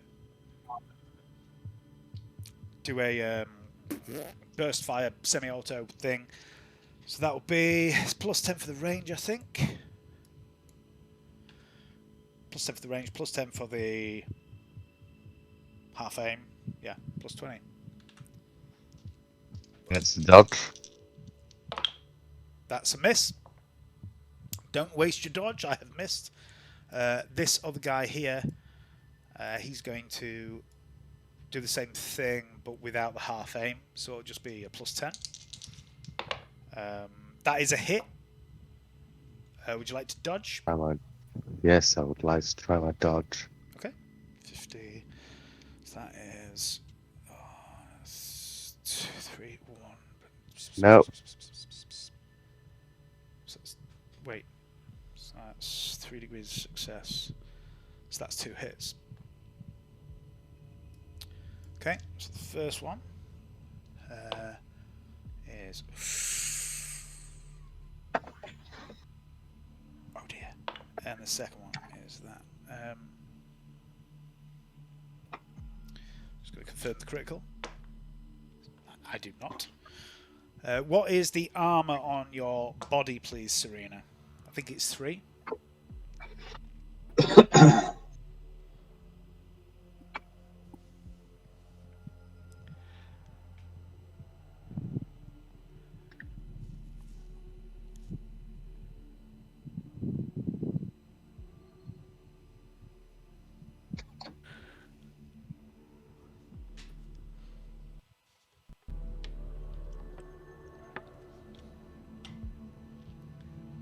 Still there, Hayden? Yeah. What's the armor on your body? 3. Mess. 3. I thought it was, right. Okay. I agreed with you straight away. I didn't hear you, sorry. I didn't hear you. I wasn't trying to be a knob, but I succeeded It's anyway. okay. What's your toughness? It's okay. It's okay, Dave. It's the nature of the beast. It's tough. Oh, I have to look up now. I was right at the bottom. I think it's 3, but just tell me. It's 3. 33. Okay. So that means that the 6 becomes a 5, and you lose that. That's 2. You get peppered by the guy in the doorway here. Wait, no, that's not right. I forgot to include the fact that he's shooting into combat. So yeah, that was lucky. You nearly took like 12 wounds there, but I forgot you. That's was shooting exactly as many as I've got. Yeah, I know. I realised. Fucked up there. My apologies for wasting your time. Over here, it's the only time that I'll ever say that. Because I love wasting your time. It's what I'm here for. That guy does that. This guy here is gonna do that. That's that one. That one is. There's a guy here comes rushing out. 1, 2, 3, 4, 5, 6, 7, 8. That's not a charge. This one rushes up to you, Serina. Pistol in one hand, blade in the other. Doesn't attack you. Isn't in melee yet. But this one here that's right next to you does get an attack. With its mono cutlass. It's going to all out attack you. That's a miss on a 98. So he all out attacked. He cannot dodge. There's another one here comes running out. 1, 2, 3. For you, Serina, it's a plus 10, plus 20 for ganging up. 55. Just hits. You failed your dodge, didn't you? Yeah. So that's 1. That's not enough. scrapes off your armor, off your armored clothing. Ew. As Serina's jacket gets struck as well, the flaps of it flip over and it begins to resemble more like a body glove. She has like fancy armor that can turn into different outfits, basically. Cool. And I think that is it. Everyone make an awareness test. Hearing based, +10. We keep missing this, don't we? No, this is a different one. Oh! If we are I'm on the nose. I'm on the nose. I'm on the nose for a change at 13. My awareness of 13. Serina, you hear in your Vox bead like a bleed over from another Vox channel. You hear someone yelling, very heavily accented Gothic. They say, the witch was right. They're here. Kill them all. I'm going to have a wee, and then we'll kill each other. Okay, it's going to mention over the Vox. I think they're talking about us, folks. Leave it there until Dave gets back. Yeah, we're doing pretty good. Game's up. Looking forward to Thursday. I'm looking forward to do the second part. I feel a bit more knowing what you all like and how you play. I feel a bit more prepared now.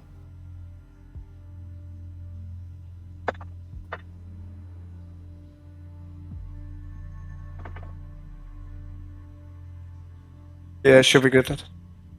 Yeah. I don't know. I had a blast last time. I think you all did. I mean, like, part of my enjoyment as a GM is being able to sit back and watch you lot do some good role play. And I honestly, like, I'm chuckling inside to myself watching you all do it because, like, you're going full out and you're doing the characters really well. And it just gives me joy to watch a scenario create itself and act itself out. You know, it's such a joy, and I put the options there so you can all fuck about doing whatever you want. So I just like to see what you all do. I mean, like, it's quite easy to just chuck things in at you and mess about with you. No problem with that, and keep the story going. So I feel quite prepared now. Like, I've got, I feel like it's not as hard work as it seems for preparation. Now I know a few little tricks, so yeah, it's all right. It's all right. Is that the game you're talking to me about, Hayden, the other day? Oh, the one what I'm doing with these lot. Yeah, the Saboteurs of the Realm. Yeah, they did their first saboteur mission. They set fire to a window in a building. Oh, nice. Using the pitch off Dave's sleeve, which he'd bowed a body with. Nice. So, Are we talking about the glorious adventures of yours and his minions? Well, only while he's away. I'll shut up now.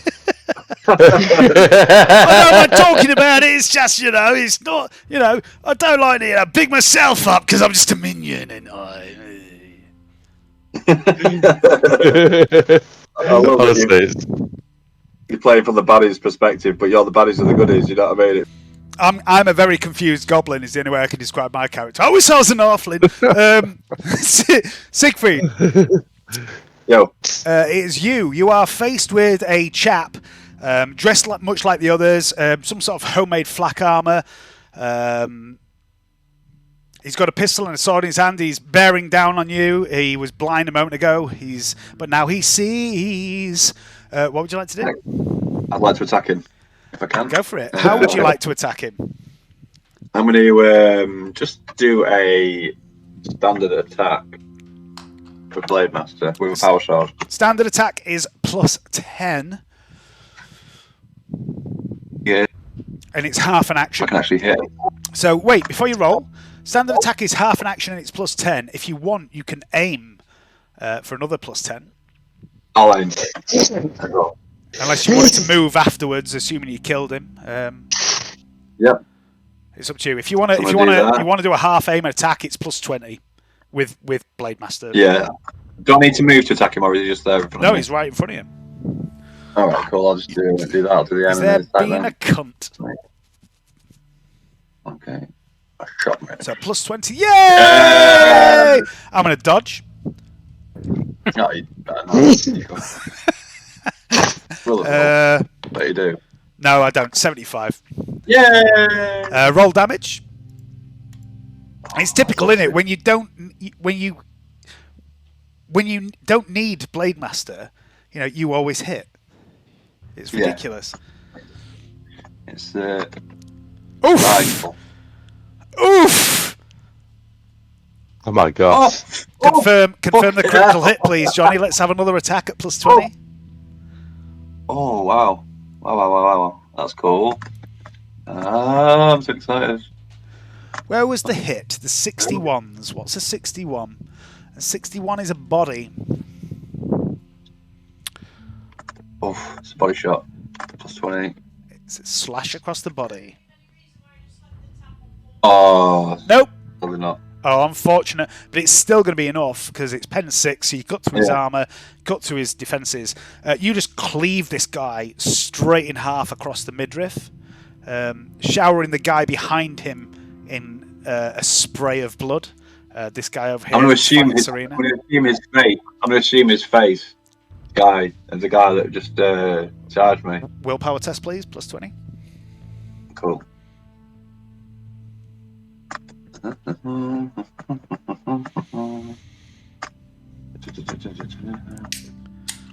Willpower. Just do this. Just to make the situation all the more fucked up. The guys we're facing. Yeah. And then start laughing. Yeah, you look like the guy. You begin to laugh. Some creepy ass shit going on right there. Kill somebody, chop somebody in half, and then turn into their face. That's normal, right? Now I mean, it is for Siegfried, definitely. Yeah. Let's Terror do aspect. these guys. Terror Trooper. So, Yeah, man. 2, 4, 5, 6. It's great. That's what I see it as anyway. What, Siegfried? Yeah, He's just yeah, fucking. it's just- He's a literal. Siegfried is a literal psychopath, isn't he? Yeah, he literally a little is. bit. He's been. Johnny's role played him really well. It's like all of Johnny's characters have been murdering psychopaths, but he plays it. He plays it as Siegfried much better. You've never met Deathman, have you? You haven't met Deathman. Yeah. I mean, I've Yeah. met Johnny, Death- if that's what you're asking. Deathman is the original murdering psychopath. Oh, what was it? Do you remember when we were sat at the bar and two girls came over dressed as orphans, like kids, like. Oh yeah. And I was like, they were like, 3. our town was burnt to the ground, and we're looking for help to rebuild the orphanage. And I was like, yeah, that was probably me. And then they were like, then our father went away and never came back. And I was like, again, probably me. He's probably dead right now, or his head's on a spike. And they were like, they started to look like they were tearing up and started to blubber. Not properly, but this character in it. I was like, I held my cup forward and I was like, don't waste them. Into the cup, please. I know. Johnny, I know. It's beautiful. Johnny, this pure guy, evil. this guy here, southeast of you, takes another shot at you. I do apologize. I said to the guys around me, I was like, I can only be that evil because I know what it's like to be a parent that's annoyed with children.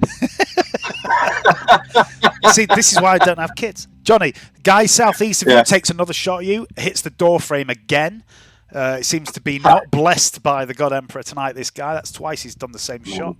Emi Lee, 'tis you. I did get a momentary pang of guilt afterwards, and Hayden went after him and gave him a gold. I was like, yeah, actually, I role played that a bit too well. Yeah, it was good. I got my guard out. I get my gold out and give them The one best for a one, nice the play the best action. one was like Yeah. one of the best ones was on. I like the way Johnny had shattered the dreams, so I had to give him some recompense. It was enough to pay him off. It was enough to pay him off so we weren't traumatized from the whole situation. Yeah.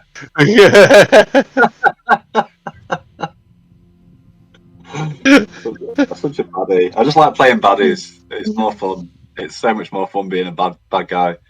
So I was going past one of the faction camps, and they're like, they're having like a muster or something like that, and they were like, "Our lands are finally free of undead," and I was like, "For now," to a whole faction. And then we were on the battlefield, and what do you call it? This guy in one of the factions was like, "Wolves on me," and I was like, "Pilo!" Oh yeah, didn't we? Because we all mocked him and he just shut up, didn't we? Because we all started mocking him after he said that. We was all going, pile of wolves like that. It just when he tried to say like he didn't dare say it again. He said something else. I forgot what it was, but it was so funny. He heard him stutter and say something else, and I was like. You broke him with your taunts straight away. He couldn't handle. He couldn't handle the slander coming from the four random like chaotic blokes in the bush. It's too much for him and whole faction to bear. What about that guy won't give me shit? Yeah. Like, tell Hayden, you relay your part, and then I'll say my part straight afterwards, like what I said. Right, and this person was like, who are you against? We went, we don't know, because it's a really confusing battle. And we went, well, if you don't have anyone, sod off and get out of the way. And it took me a second to process, but the rage side of Hayden went, you told me to start off. So I just beat him down mercilessly. and then after he was beaten down on the floor, I was like, and I just walked past and I looked down at him with a disdainful look, and I was like, that's the price of ill manners. Well, that in front of all of his mates, and that shattered his dreams too. And his mates didn't even dare come after us. We just beat him to death mercilessly. Right next to the mates, right next to the marching fucking faction. I'd have just left him for dead. Zero fucks given. Literally zero fucks. Yeah. Brilliant LARPing. It's like I get to play Siegfried with 2 battle axes. It's great. Continue anyway. Sorry, we got distracted there. Sorry, and I get to play merciless motherfucker. So what are you doing? You move to there? Yep. What's going on in here? Okay, so what you see is there's a guy here that's got a revolver in his hand. He's just taken a couple of shots at Siegfried, but he's missed. There are 3 guys ganging up on Serina. You can see here. This guy, I've forgotten what that guy's got on him. He's got a debuff of some kind on him. Oh, yeah. Yeah. So, yeah, there's a guy in here that's shooting. There's 3 guys in melee with Serina. This guy has dodged. You walk in just in time to see him swirl out the way of Serina. Okay. But they're all in combat with her, aren't they? Mm-hmm. Yep.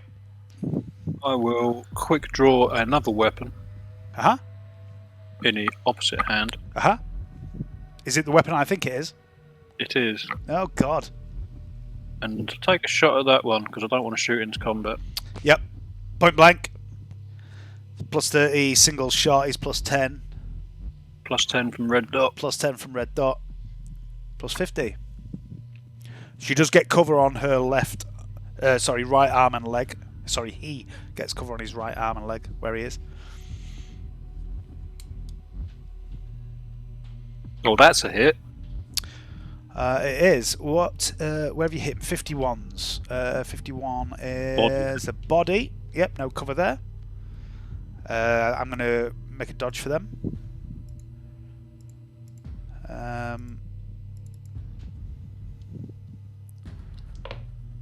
Nope.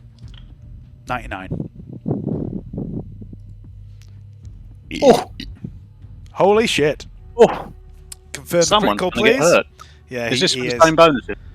Yeah, you roll exactly the same attack.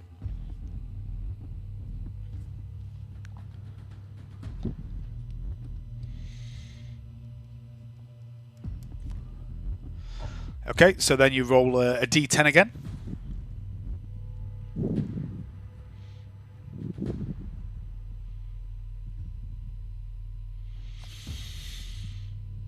Okay, so Only that's a total of 16 at pen 2. So No, that's going to... pen 7. Sorry, pen 7. So that's going to cut straight through his armour. His armour's And like the wall. fucking 2. And the... Yeah, it wouldn't really matter if you'd hit him in the leg. So that's... what did I say? 16 minus his toughness is 13. Yeah. You blast out a massive section of his abdomen. And he drops to the floor dead instantly. A look of shock on his face. Good. Shocking. I would like Serina, Jerry, Siegfried, and Emi to make a hearing-based awareness test at a minus 10, please. Minus 10. Because of the gun. The ambient gunfire. Awareness.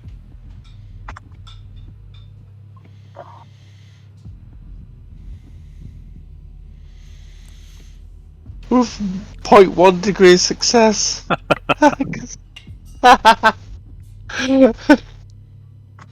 Nice. Minus 10, isn't it? Yeah, minus 10. I didn't type minus 10 into Yeah, you mine. still got it. But I just thought to, So it's- yeah, still got it. The only person that's failing right now is super aware Siegfried. It's just in the zone, man. He's in the kill zone. He's just.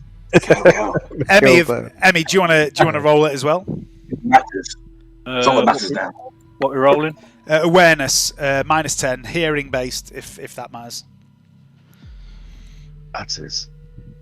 Matters, David. Oh, matters. No, I mean, I know that, but it depends if your character like gains my bonuses. kill.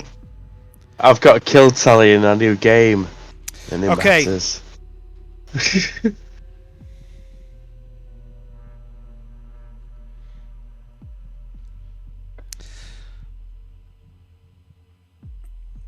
Okay.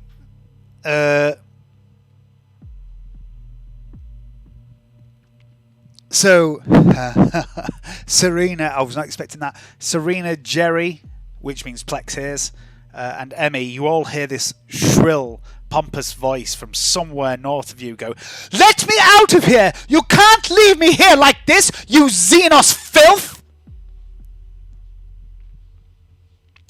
And then it's Plex's turn. Shall I chuck Jerry in, do you reckon? Oh, flipping Otto would have loved Leave this. I would have loved a lot of things, man. Yeah, Yeah, no. little pervert. If only he didn't get himself killed. He really was. He was terrible. He was all that was worst in Inquisition. What are you doing, Plex?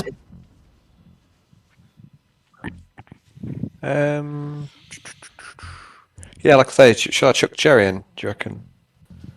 Oh. I don't know. Keep Jerry safe. Chuck the other rats in. Keep him secret. Let Jerry do Keep some safe. sort of like sniping and mission collection. Send him on mission and send the other rats to fill in with the combat. Yeah. So like send Jerry after the doctor, trunk him. Whatever. Doctor's not shit. the mission target. Well, fuck it. But then we could take Shite. his drug. I mean, yeah. Yeah, So, we can take his drugs. I'll leave. High school.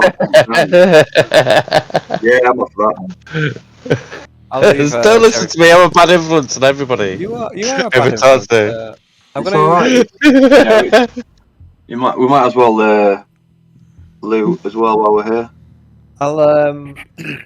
I'll No traces, man. No traces. I'll use a half action to charge the boys in or if I can to say here. Like this one. What's their movement? So it's 6 move, I think, 4 move, 12 Okay. charge. Yep, so they can charge in on that then. So plus 30 on that guy.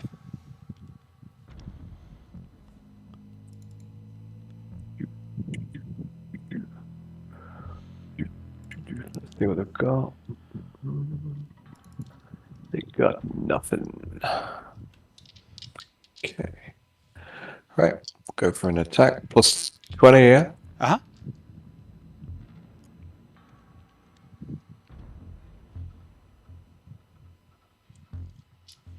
No. And then I'll make a half move with Plex to jump down. Okay. Give me a... he doesn't have acrobatics. Give me a an agility test at minus 20, please. Easy.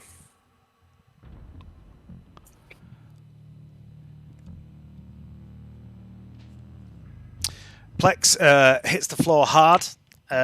He takes 4 minus his toughness bonus wounds. And he is on his ass. Okay. Took 1 wound. You already taken 1 from before. Well, do we start at full wounds? Yes. In this mission, or yeah, okay, so down to Okay. Bollocks. Fuck. I have sprained my ankle. Ankles.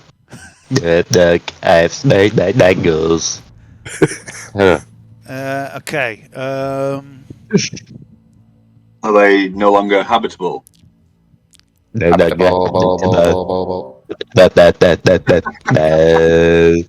Siegfried again laughs.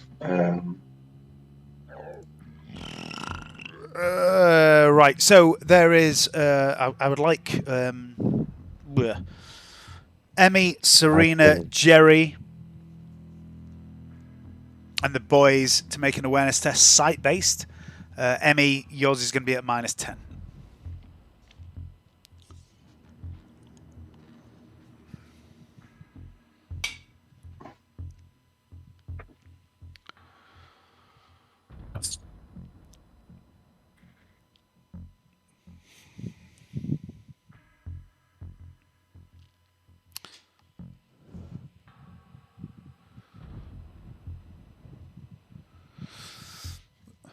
Was that Jerry's, Al?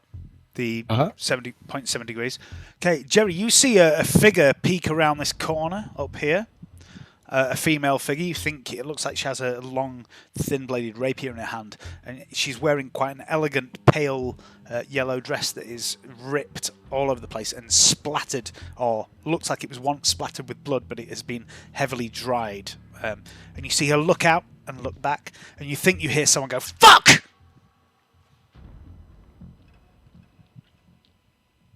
I'll relay that to the group. Talk Siegfried specifically.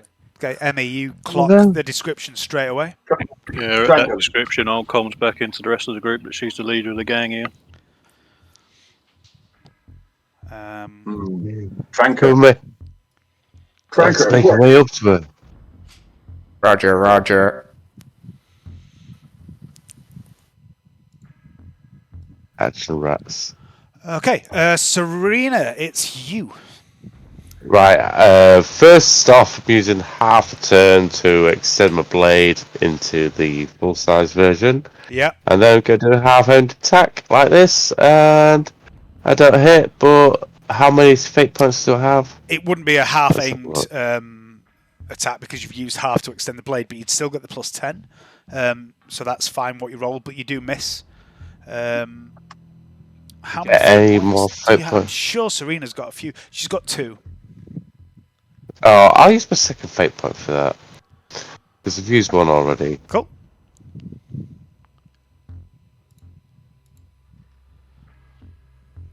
I was already prepped for you. Oh, no. Oh, but it's still not good enough. Wait. No, yeah, you're right. I mean, to be fair, you are a little outnumbered here. Serena's gift and strength is to strike from the shadows unexpectedly. not to fend off 3 fucking rabid gangers at the time. But she's struggling here. Anything else, Okay, Serina? I'll give a round. I've done all one move. I've done move two. stuff for both actions, so yeah, I'm done. Okay. The guards. Can I move here... backwards? Can I move backwards? No, you've used your turn. I just meant if you had any free actions or anything like that. No. The guards here run over to the door. One of them, you see Emi. You see one of the guards fumble with an ident chip, passes it over the door handle. There's no obvious lock on the handle, but you see him pass it over for half an action. The other guy wrenches the door open.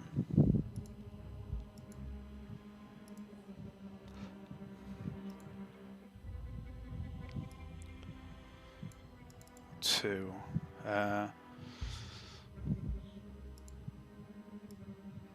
5, 6. Serina, the boys, Jerry, Emi, can I have another awareness test site-based?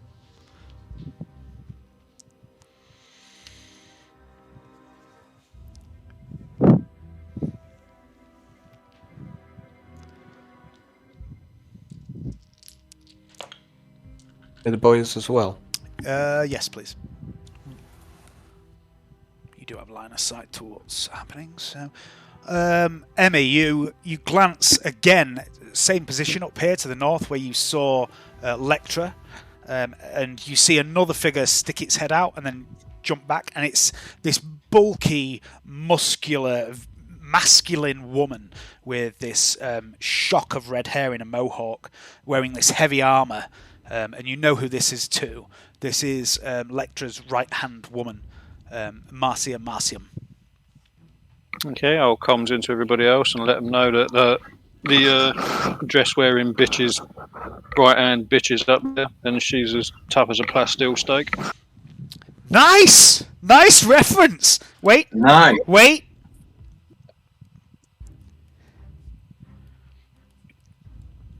Tough as a plasteel steak. Plus 20 RP bonus for that motherfucker. I liked that. Next up, it's these little bitches. Nice. By the way, you all get RP bonuses all the time. I just don't tell you about them. I just really liked that one. Okay, over here. 1, 2, 3, 4, 5, 6. He's going to run to there. He can't move.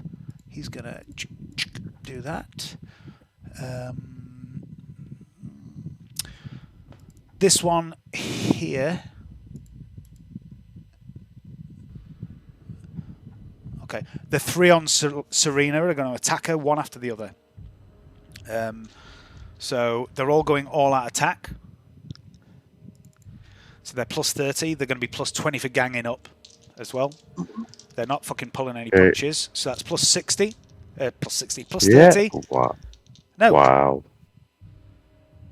Yeah, it is. It's plus 30 for all-out attack, plus 20, plus 50. So first one is a 68. That's a hit, Serina. What are you doing about it? Dodge that one. Okay.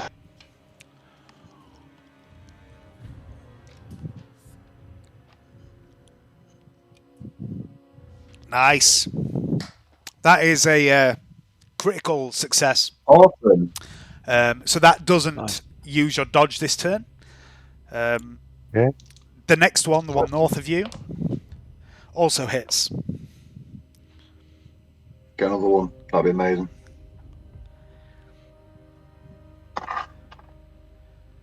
Oof. That does hit, unfortunately.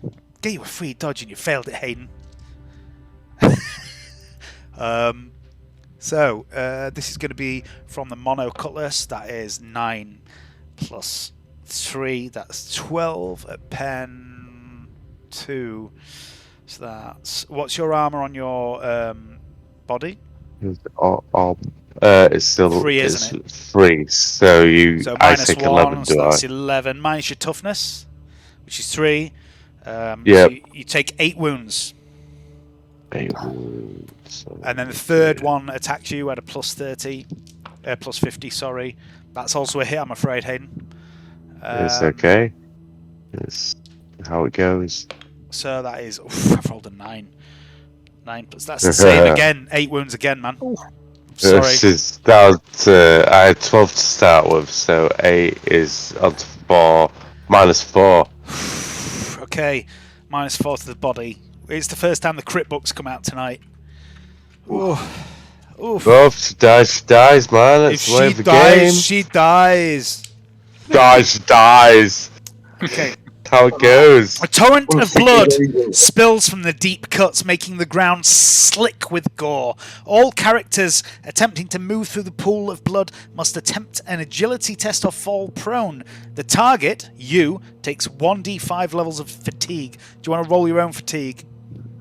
1d5. 1d5. Yes, please. Okay. Yeah, we'll do. Where's that forward slash? Yeah. Forward slash. Base.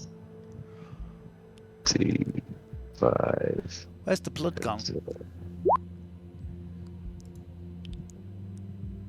Do it. I got 2. 2 more 1d5. Okay, so you take 2 levels of fatigue. Make a note of that. Okay.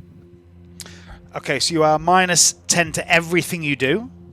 And if you take 1 more level of fatigue, there's a very good chance you'll pass out. But you're not dead. But you're not dead. That's the thing. That's good. So let's just quickly change this. Put that there. Put you here. Bring you right to the front. Put that there. Put you there. There you are. You're now stood on a pool of your own blood, Serina. Yay. Okay, so that's that. Siegfried von Morten. Okay.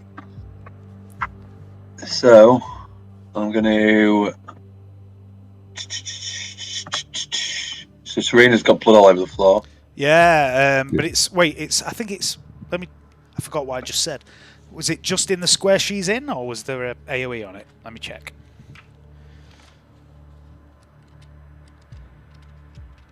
I've lost the rules. Here we go. It was 4, wasn't it? -4. All characters attempting to move through this pool of blood. Yeah, so it's just where she is. Right. Siegfried's going to do a all-out attack, but he's going to try and do a strike on each one of those 2 guys there. Can you move? Yep. Okay, so it's half an action to move, so you don't get the ability to do swift attack. You just get half an action, which is +10. I'll do a normal attack against this one here. Okay. Okay. He does look like he's already been wounded, this guy. I'll try and finish him off. Okay. Kills. Operation Pull Pocket to go. +10 for a single attack. Go for it. Okay. No worries. +10. I go between screens. God, I've taken my kills would be happy. Low pro. It's a hit. Oh. Hit. Failed the dodge. Roll damage. Oh. Death time. Death time for you. Hopefully. Oof, that's good. So he's got armor 2, toughness 3, so that'll be 12 wounds. He's got 6 wounds left. He's dead. Where did you hit him? 64s. You just hack a leg straight off him, effortlessly, with a faint smile upon your face. I'm going to assume his face, if I can. Willpower test +20. Yeah. I've got to do it. It's just to be a fucking... I'm here for it, love. I think it's fantastic. This is exactly why I gave you the mask. Do you think I gave you it for infiltration, or do you think I gave it to troll people? Don't do it. Okay, so you do look like him, but any trauma, you have a -40, or shit could get bad. That's your turn. Yeah. Cheers. I apologise, but I have to leave a dramatic pause here while I just get a beer.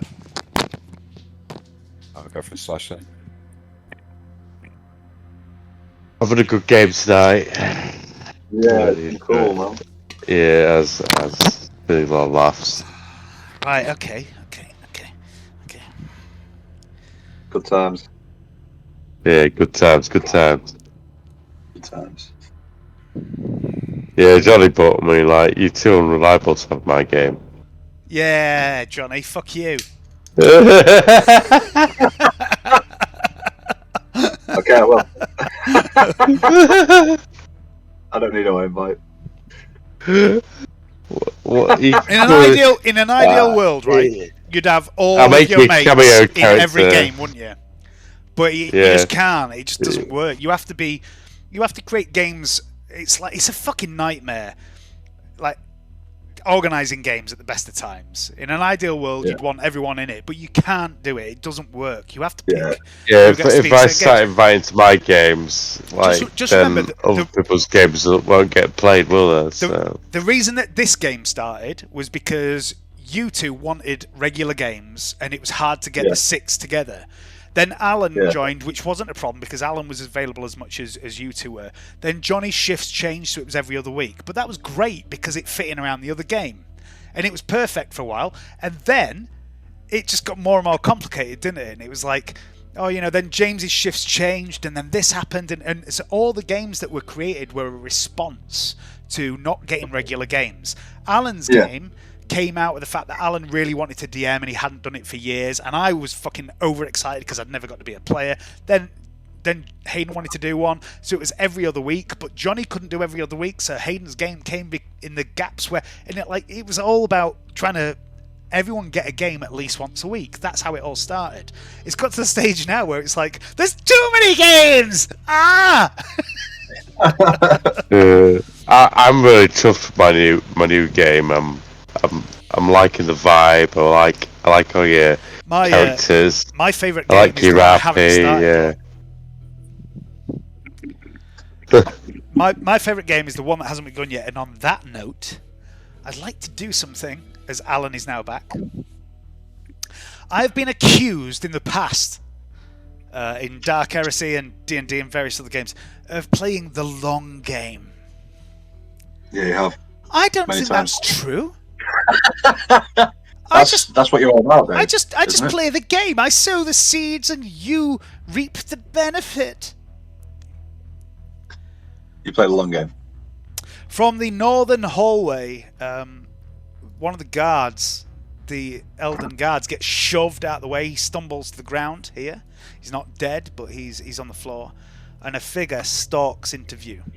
1, 2, 3, 4, 5, 6, 7. She stands at about 6'7", dressed in very revealing red leather body armor. Her limbs are a little too long, a little too angular, but she is strikingly beautiful. Her head is a little too elongated, her eyes are almond shaped, her ears a little pointed, and she points at you, Siegfried, says, "What do you think you're doing here, fucking with my shit, Monkey?"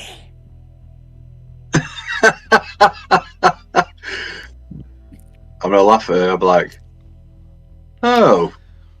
It has been 2 years, 6 months in real time, and around 5.5 months in game since you last encountered the Dark Eldar. Yeah. Like, Dark Eldar. This is getting interesting. This is the figure you recognise was brutalising Lady Esmeirda. Bring it. Bring the pain. I'm ready. She's a friend of Vecino's. She has sexual relations. She's followed by the second figure you saw on the screen, Plex. Sorry, say that again. I was distracted by Hayden. She's followed by the second figure you saw on the screen in the sexy noblewoman outfit with the head shaved and the head plugs. And she comes storming out behind her. 1, 2, 3, 4. Yeah. And she raises her hands either side of her, clicks her fingers, and an unseen force begins to whip around the place. Wind begins to pick up, and litter and debris begin to move around her. No, not Psyker. Oh, fuck's sake.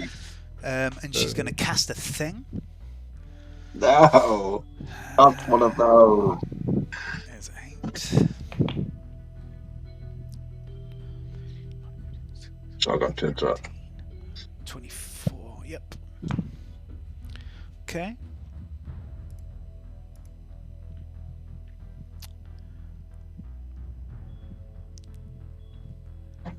Okay, cool. Then it's Are you these getting all this, chaps. Plex is getting all of it, yeah. Cool, it's all been recorded. That's 1, fantastic. 2, 3. Oh, this is like so much awesome bribery material. It's unreal. If we can get rid of all these, 1, 2. we can survive. Yeah. Shit just got real. Just gonna move that body out of Fancy. the way. Put that one there. Time to inject all my combat drugs again. It's gonna have to happen. It's been a while. Bob. Literally all of them. Emi Lee, 'tis thou. Yeah. Yes. It's time. What are them? Game Big on, bastards. bitches. Okay, they're two of the gangers that you're familiar with. They just look Right. like everyday gangers. Is everything in combat? Technically, these guys in front of Siegfried and Jerry are not yet in combat. They're going to get shot in the fucking face now. Okay. I'll take a half aim and then a single shot. Okay, so half aim is plus 10, point blank is 30, single shot is plus 10, so plus 50, Red dot. plus 60. Which one's this on? I'd like to make sure. You've got to. That one. Okay.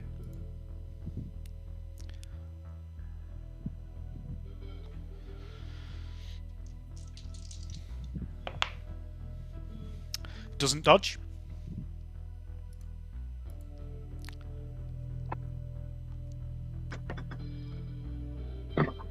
Oh, only 7 damage. Pensella's not great. Just check. That's fucking bullshit. Just move Jerry out of the way. Jerry's getting in the way there. So that is 4 wounds on this guy. Just gonna move Jerry back. Okay. Anything else, Emi Lee? Nope. Stop this! You can't just leave me here. You all here? Plex. Right, I think. So, is this lady here? This one we assume is a psyker. She is a sexy noble woman, naughty noble woman, whatever you want to call her. Yeah. But she did a thing, didn't she? Or we? You think she did a thing? Yeah. And that one's a gang leader, is that it? And then we've got an elder. I think I'm gonna order Jerry to trank this psyker for a half action. Okay. I don't know what the best way of doing this is. Let's have a look at Jerry.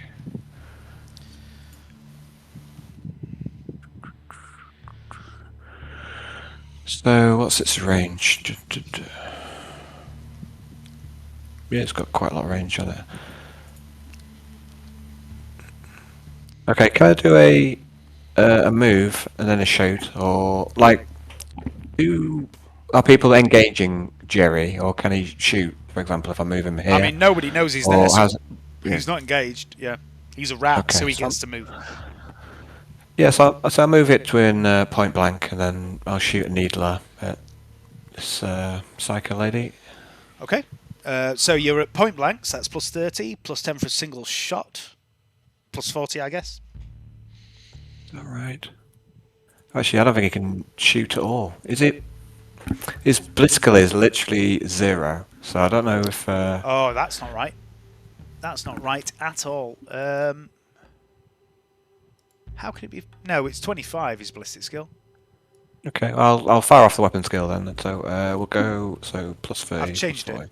It should be Oh, 25. cool. I don't know why. I don't know why that's happened. Right. Roll 20 is. Just changing shit for fun. Well, it could be. Or it could be just me and fat fingers. It's also possible. Let's go 40.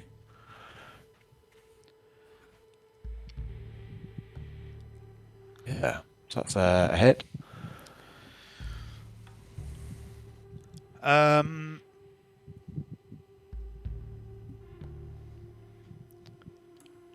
It is only just, but Jerry finds it very difficult to pull this shot off.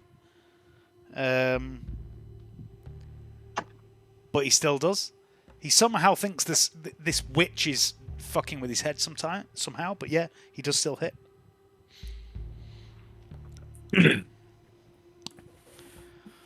So this is the sleep dart, yeah? Yeah, it's all he's got. He's got two sleeps. She's passed. I'm here. I'm here. What do you want of me? Chill out. I rolled a 21, which is below her toughness. The dart does hit her and she stumbles, but yeah, it doesn't seem to do anything to her. Yep. The boys will carry on attacking on this dude. Yep. Okay. So, what are they doing? All out attack. Does it? Yeah. Does it get ganging up as well? Yeah. Plus 10.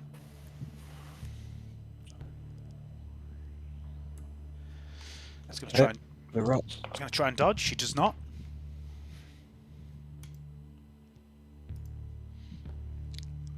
Rat damage, variable damage. They're at full doing damage at the D10, moment. It's yeah, based on D10 their wounds, lines, isn't it? Yeah. Mm-hmm.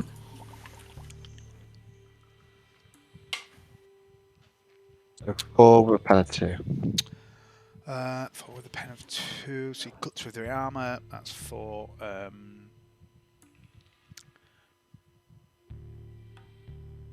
Yeah. I've lost sight of. Oh, there he is. And I like to make a half. Oh, and I like to get up with Plex for my half action. Yep. Plex is Just back on his stand feet. Yep, that's my go. But I can't see from Plex for some reason. Well, it's no big deal. Can now. There we go. Sorted.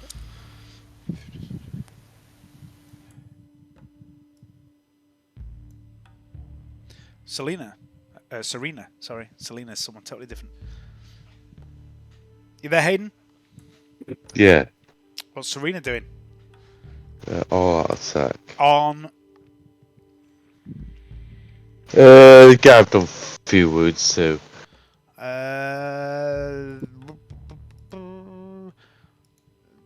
They're no. Oh, they're not. You haven't wounded any of them. This is the most wounded guy. The guy south of you.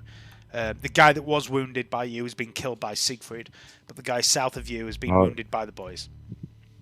I'll get the guy south of me then. Okay, go for it. So you're all out attacking, so that's plus 30, plus 40. That's a hit. They've already tried to dodge, I think, the boys. So roll damage. I'll get a chance to scroll down there. Okay, so it cuts through that. That's another 4 wounds. Okay. That's it, I guess. Remember, you're minus 10 to everything as well. You would have still hit, but just remember you are minus 10.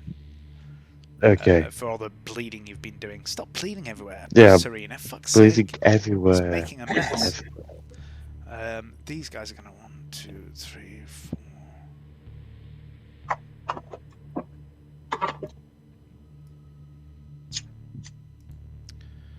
We're going to retreat. You see the guards, the flak-armoured, Elden-marked guards retreat back through the doorway. Marcia is going to... around here. It's gonna stamp on Jerry.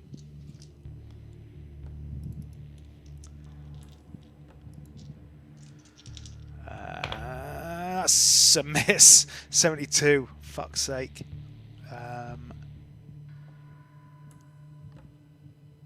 Yeah, she misses. And then it's these guys who are going to.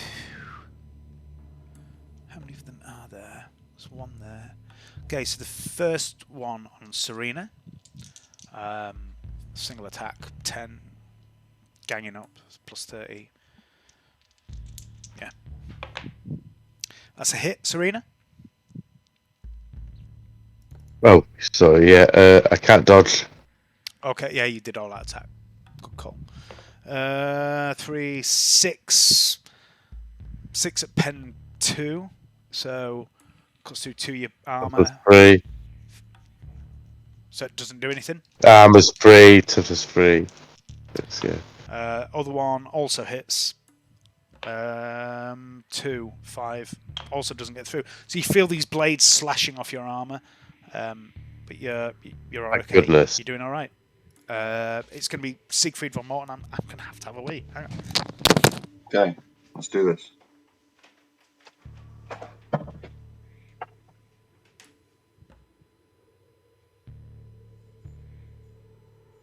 Oh my god. What? Just looked at the map again. More dudes. Oh, it's a target-rich environment. Kill, kill, kill. Good for you. I think my character's dead. No. I'm going to stim you as soon as I've killed some of these fuckers. It is. Pleasure Weaver. Ugh. Have we got any grenades? Got a flamer on Plex. I wonder. Ah. Camrig. Weapons have I got? Any grenades? Don't Thingy have a flamer as well? Don't Big Dave have a flamer as well? Flame pistol, I think. Got a flame pistol. No grenades for me. You never seem to hold on to grenades for long, Johnny.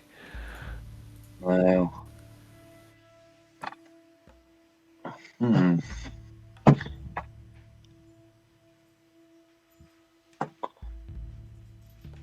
Shall look for something useful that might be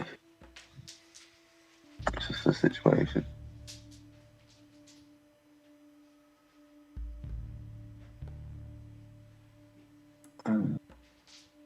Damn it. No fucking grenade. Ow. Right, Lord von Morten, what are you doing? Oh, look at you all penned in there with all these minions around you and a Dark Eldar and various other bullshit. Okay, I'm going to activate my stim rig, my chem rig. I'm going to do it all. Ooh. Okay. Right. So it's all going in. Okay, you do know there's a test for doing the whole thing, don't you? Yes. Okay. That's fine. Let me just check what it is because it's been a long time since we did this. Where the fuck is it? Yeah, I'm having a heart attack test. Pretty much, yeah. That is pretty much what it is. Okay, Chemrig. 1 dose is free, 2 is half, 3 is full action, 4 doses full action, and a willpower test. So, give me a willpower test. Oh no. Don't know if I want to do that now. Don't know if I want to do the whole thing. It doesn't stop it working. It's just it gives you insanity points based on the willpower. That's fine. Yeah, exactly. Okay. Why didn't you say so? It's points. That's like the perfect Yay! You're absolutely fine. absolutely fine. Okay, so this takes up your full turn as you pump all these chemicals into your body. But this is what happens now. You inject your last sacred blessed, rare as fuck dose of ghost fire pollen. You become fearless. You gain frenzy, which I think is plus something strength. I'll check that in a minute. You gain 2 times agility. For roll 2d10, please. 2d10. Okay, so for the next 3 minutes. Oh, sorry, 12 minutes. For the next 12 minutes, those things apply. You take 1 point of damage, which I'm going to add now because I've got your character sheet up. Cool. As you begin to bleed out of the pores of your skin. As he injects all these things, his face is going to turn into a bloodletter's face. Roll a roll a d5.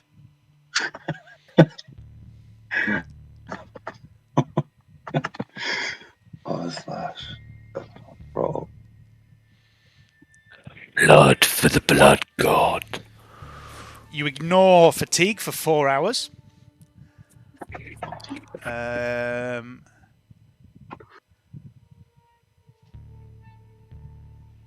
You are immune to drugs, any other drugs, toxins, or gases for 7 rounds. Cool.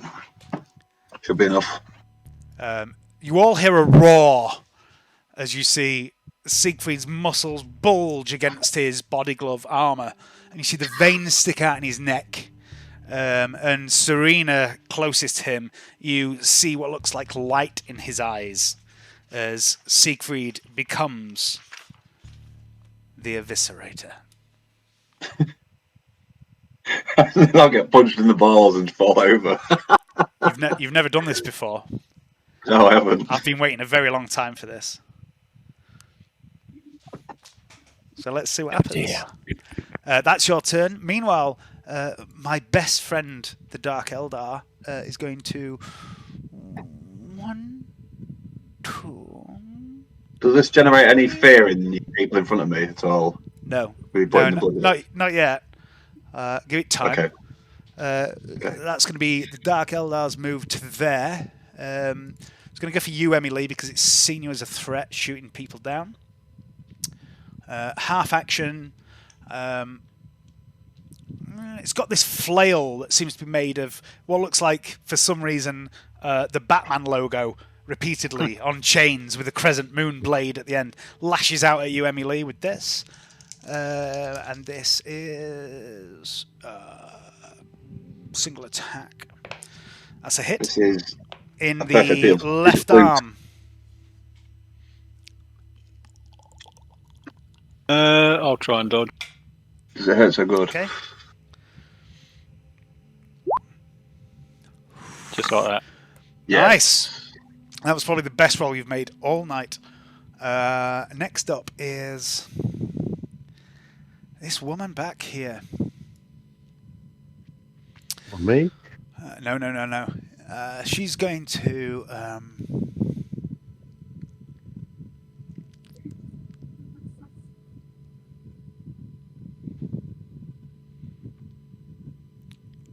After this round, can I just call? I'm gonna have to go because I'm an early start.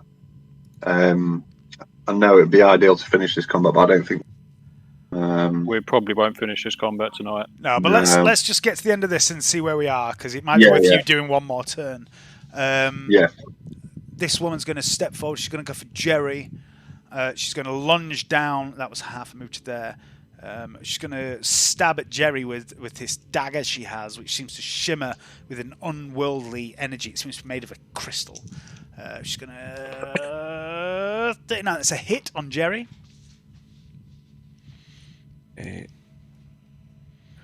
Jerry doesn't have dodge, and he doesn't have a good roll.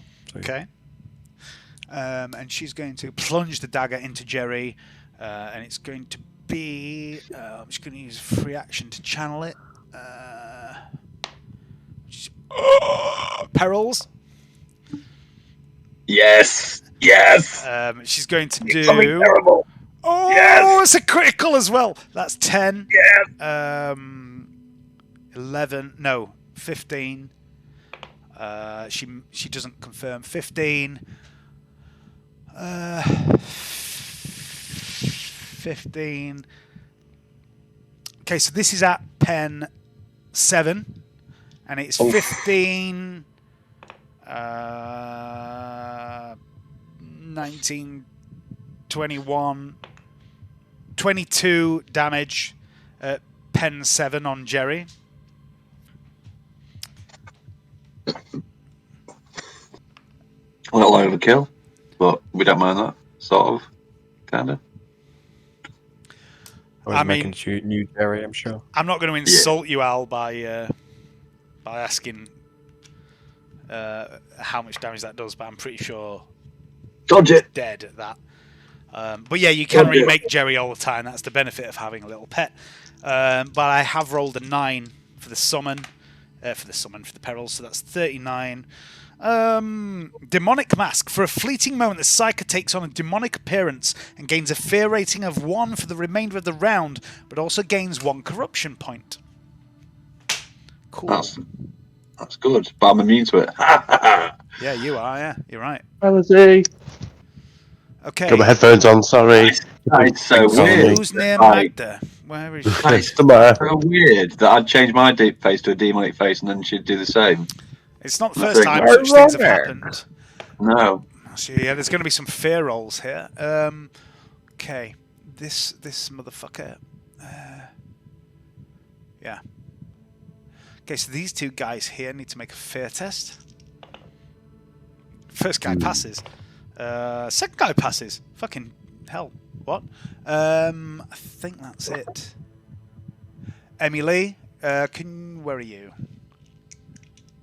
Yeah, can you make a fear test, please? So it's willpower minus 10.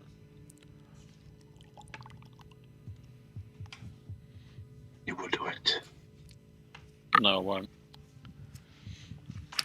You absolutely won't. I'll use a bait point. Go for it.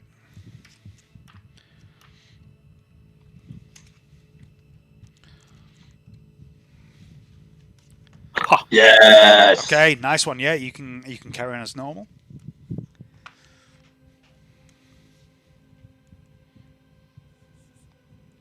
You do know what the source of the fear is.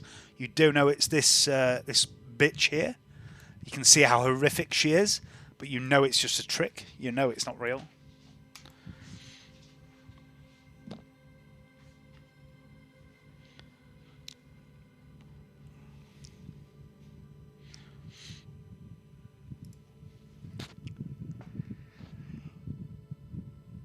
One from me, Dave. Sorry, I didn't do those guys, did I? They passed their fucking willpower test, and I didn't do anything with them. So just let me finish this. So this guy here is going to go for Serina again. He's going to all-out attack with plus 20, so plus 50. Hits you, Serina. She went all out attack last turn, didn't she? Okay.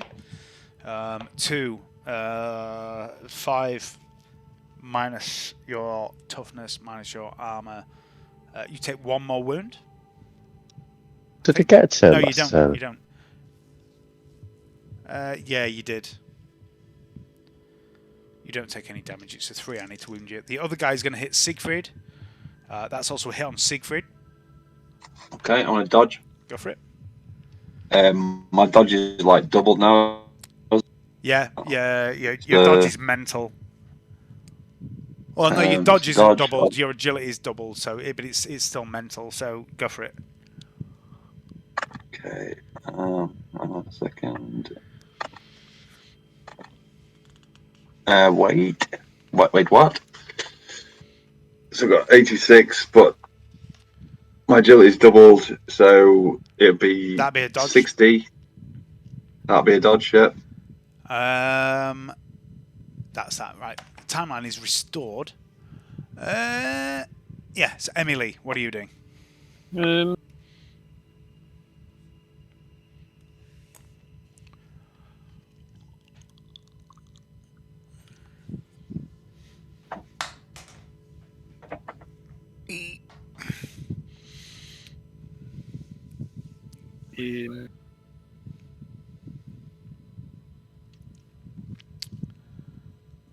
That one's still alive, isn't it?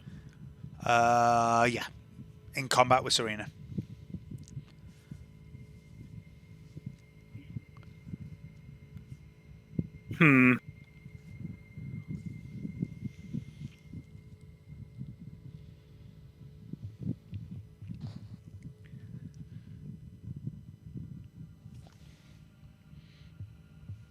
So I'm just thinking.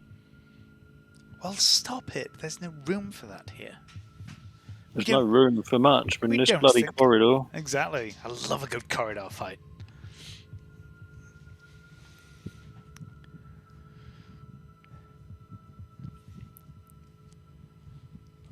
I'm going to disengage.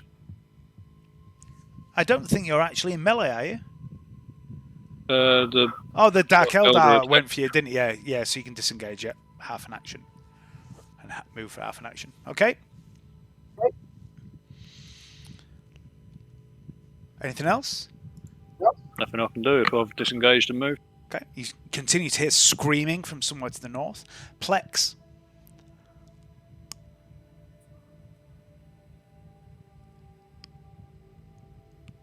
Hey, I'd like to carry on attacking with the boys Uh-huh. on the guy I've softened up. That's this guy, yeah. Uh Go for it. huh. Single hit, half aim, ganging up. Yeah, 30. Okay. Nice. Fails the dodge. It's D10 minus 2, so 3. only 3. No pen on it. It's got pen 2. Pen 2. Okay, so 3. Yeah, okay. All right. That's a bit of a whiff. Yeah, you didn't really do anything there. Fuck it. Okay, I'll make a half move with Plex to here. Uh-huh. Can I fire a flamer this sort of way? Try and avoid these two. That's what I was contemplating, but with the cone, it would hit either the rats or Serina. I mean, the boys are replaceable. Plex knows this. Plex has no qualms about killing his boys. He really doesn't. He's done it before. So, yeah, you can. Okay, we'll make that move then. Would you like to dodge, please, for the boys? Sure. Yeah, it's an agility test, not a dodge, and it's Yeah. plus 20 because I don't have a. Yeah, because you don't have a efficiency. flamer talent. Yeah. No. Yeah, the boys are fine. Somehow. Can you... The guy at the back's already tried to dodge, so he can't dodge, so roll damage for him.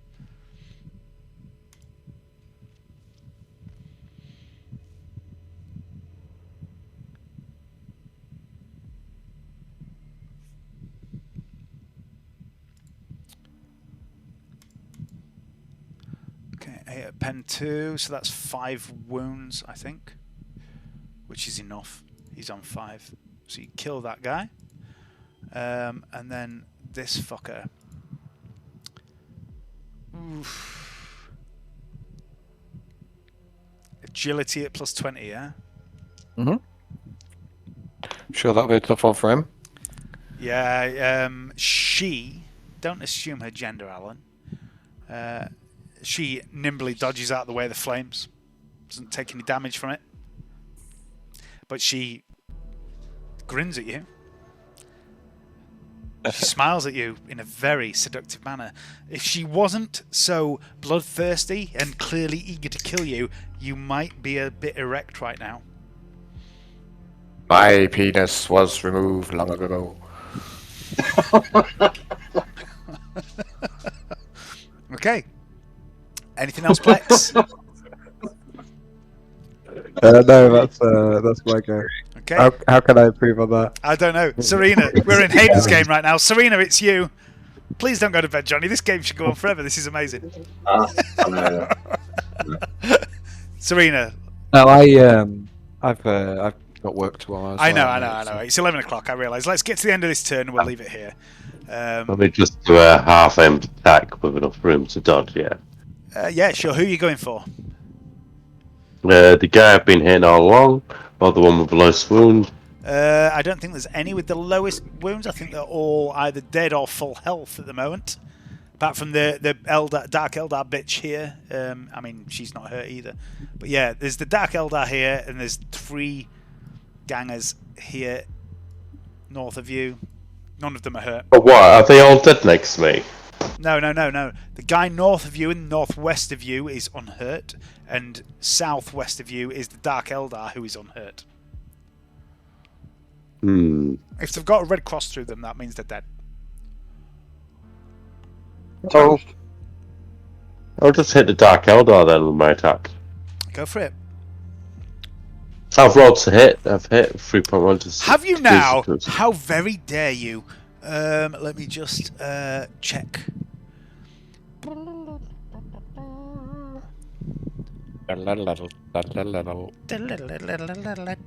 Oh yeah, this is the fucked up. This is why I fucking changed it now.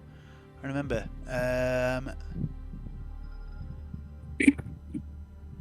Yeah, that's a hit. She dodged the flamer. Roll damage, please. Okay.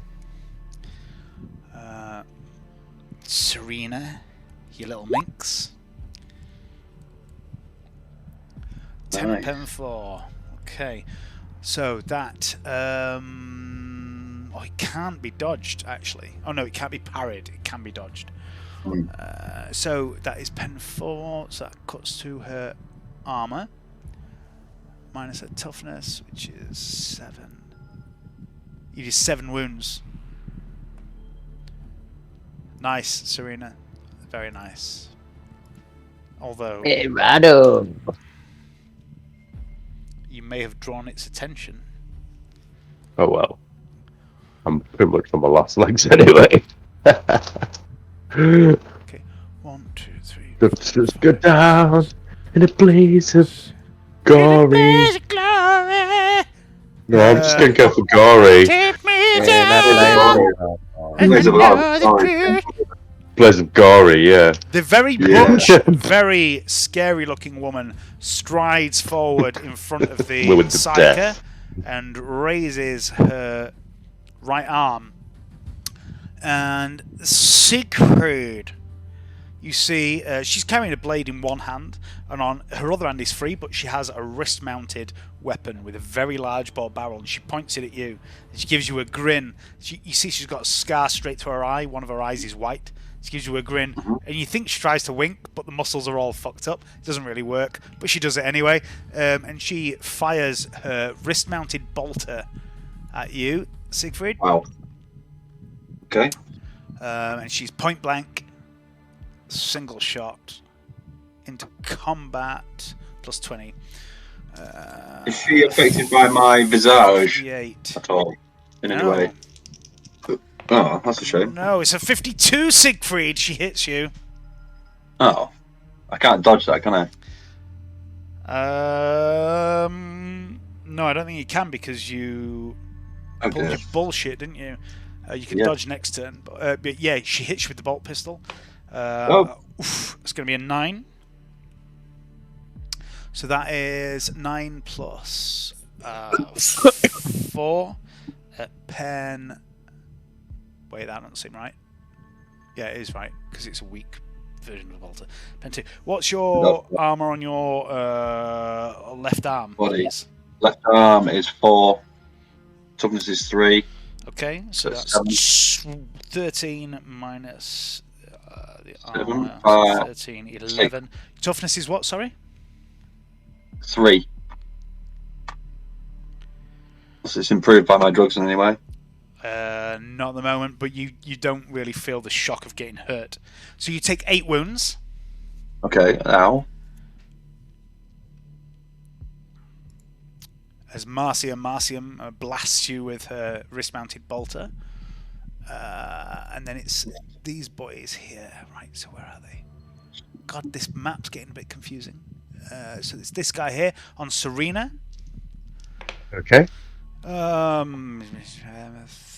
Take an insanity point now, so I'm on 24. That's a hit on you, Serina. Okay. He takes- I'll dodge. Go for it.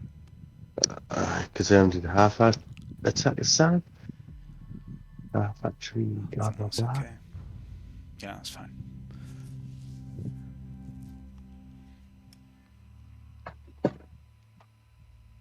Nope. Okay. That is fucking hell. It's another 9. I'm rolling well tonight. So that is I think the dying thing. 9 plus 3. That's 12. Pen is fucking. I'm a 3 plus 3. It's mono, so it's 2. So that's 10. Minus your toughness is 3, yeah. Yep, armor's 3. So 7 wounds. She's pretty much toast, man. What's she on now? So -4 Minus plus 4. what you say 7. Yeah. So plus 7. So what's that? 11. That's minus 11 then. Mm. Serina You're dead. dies. How many fate points does Serina have? I've used both tonight. Yeah, but you can burn them. Burn one. You can burn them, so she permanently loses a fate point to stay alive. Okay. Yeah, I'd do that. But Yeah, yeah, I'll but do that. she's fucked anyway. So, in a rain of blood, gore, and meat, the target's arm is removed from her body. Screaming incoherently, she twists about in agony for a few seconds before collapsing to the ground and dying. Anyone within 2 meters of the attack takes... No, I'm not going to do that. That's fucking ridiculous. Yeah, Serina dies, but does not die. Fate You You has can leave her dead. It was all going so well up until It wasn't. that first gunshot went off. Okay, yeah. Yeah. That's I what mean, we're going to leave it at the technically, moment. it's your fault, Johnny, because you didn't kill that guy when you jumped through the hole in the roof. I know.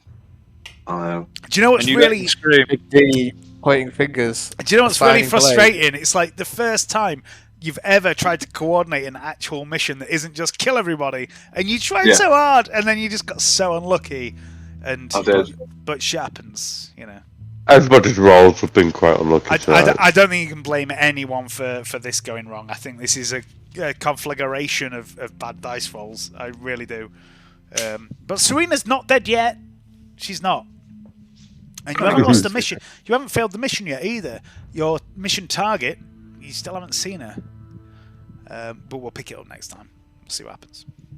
Oh. Alright. Good game, Dave. I enjoyed it. Felt a bit brutal, to be honest. What for? Well, I mean, you know. It's like reinforcements. Yes. Boys here like it brutal, Dave. You know. So I'll give you a little bit of a bit of a metagaming perspective on what happened here. They knew you were coming, and you guys will figure that out in the next session. But when you create these missions, these power play missions, you get intel rolls which happen behind the scenes based on what you've been doing, and it tells you what to expect, what forces to expect. And it also tells you how accurate to expect those results to be. And on this particular mission, those rolls were really bad. So when Emi Lee came forward and was like, yeah, there's like 6 or 8 of them. I mean, she was right. She'd seen 6 or 8 of them, but there was others here. And they knew you were coming as well for reasons that will become apparent. So yeah, this was a bad mission, basically. This was like a really unlucky mission where the stars aligned to fuck you over. So don't be discouraged by it. It's just like shit. No, I'm not discouraged. In fact, Dave, 6 to 8 gangers. You what? Sorry. I said, in all fairness to Emi Lee, she only said there were 6 to 8 gangers. Yeah, and she was right. Everything else that she didn't. Yeah, the thing is, she's right. There is 6 to 8 gangers, but there's also the gang leader, the second in command, the Psyker, the Dark Eldar, Pain. Oh yeah, I don't know if I've given you her name. I haven't given you her name. but the token's name is Dark Eldar Pleasure Weaver, which I thought was lovely. Yeah. But That's quite cool. yeah, it was. This was supposed to be difficult. This was supposed to be stacked against you. I could use a bit of pleasure being Pleasure weaved. weaving. I don't know. Pleasure weaving. Save you Yeah. time, wouldn't it? You know, You couldn't. just do You a know bit what I of mean? the groundwork. You know. Operation Pull Park. Living up The name of my new brothel in D&D is going to be called the Pleasure Weaver. Very good. Grand Right, opening guys, soon. I'm gonna shoot off, with you guys. Good night, Al. Yeah, See you Thursday, yeah? Yeah, I'll see you Thursday. I'm looking forward to it. Should be a blast. You'll be fine, Looking brother. forward. We'll fucking sort something out, won't we? We know what we're doing, don't we? Yeah. Yeah, I think me and Dave as goblins is our natural habitat. So I I do think it it's definitely happy is. place. it's easy to fall into a pair of scheming, backstabbing goblins. I know. Makes role playing even more fun. I think one of the best role playing moments in any game, actually, in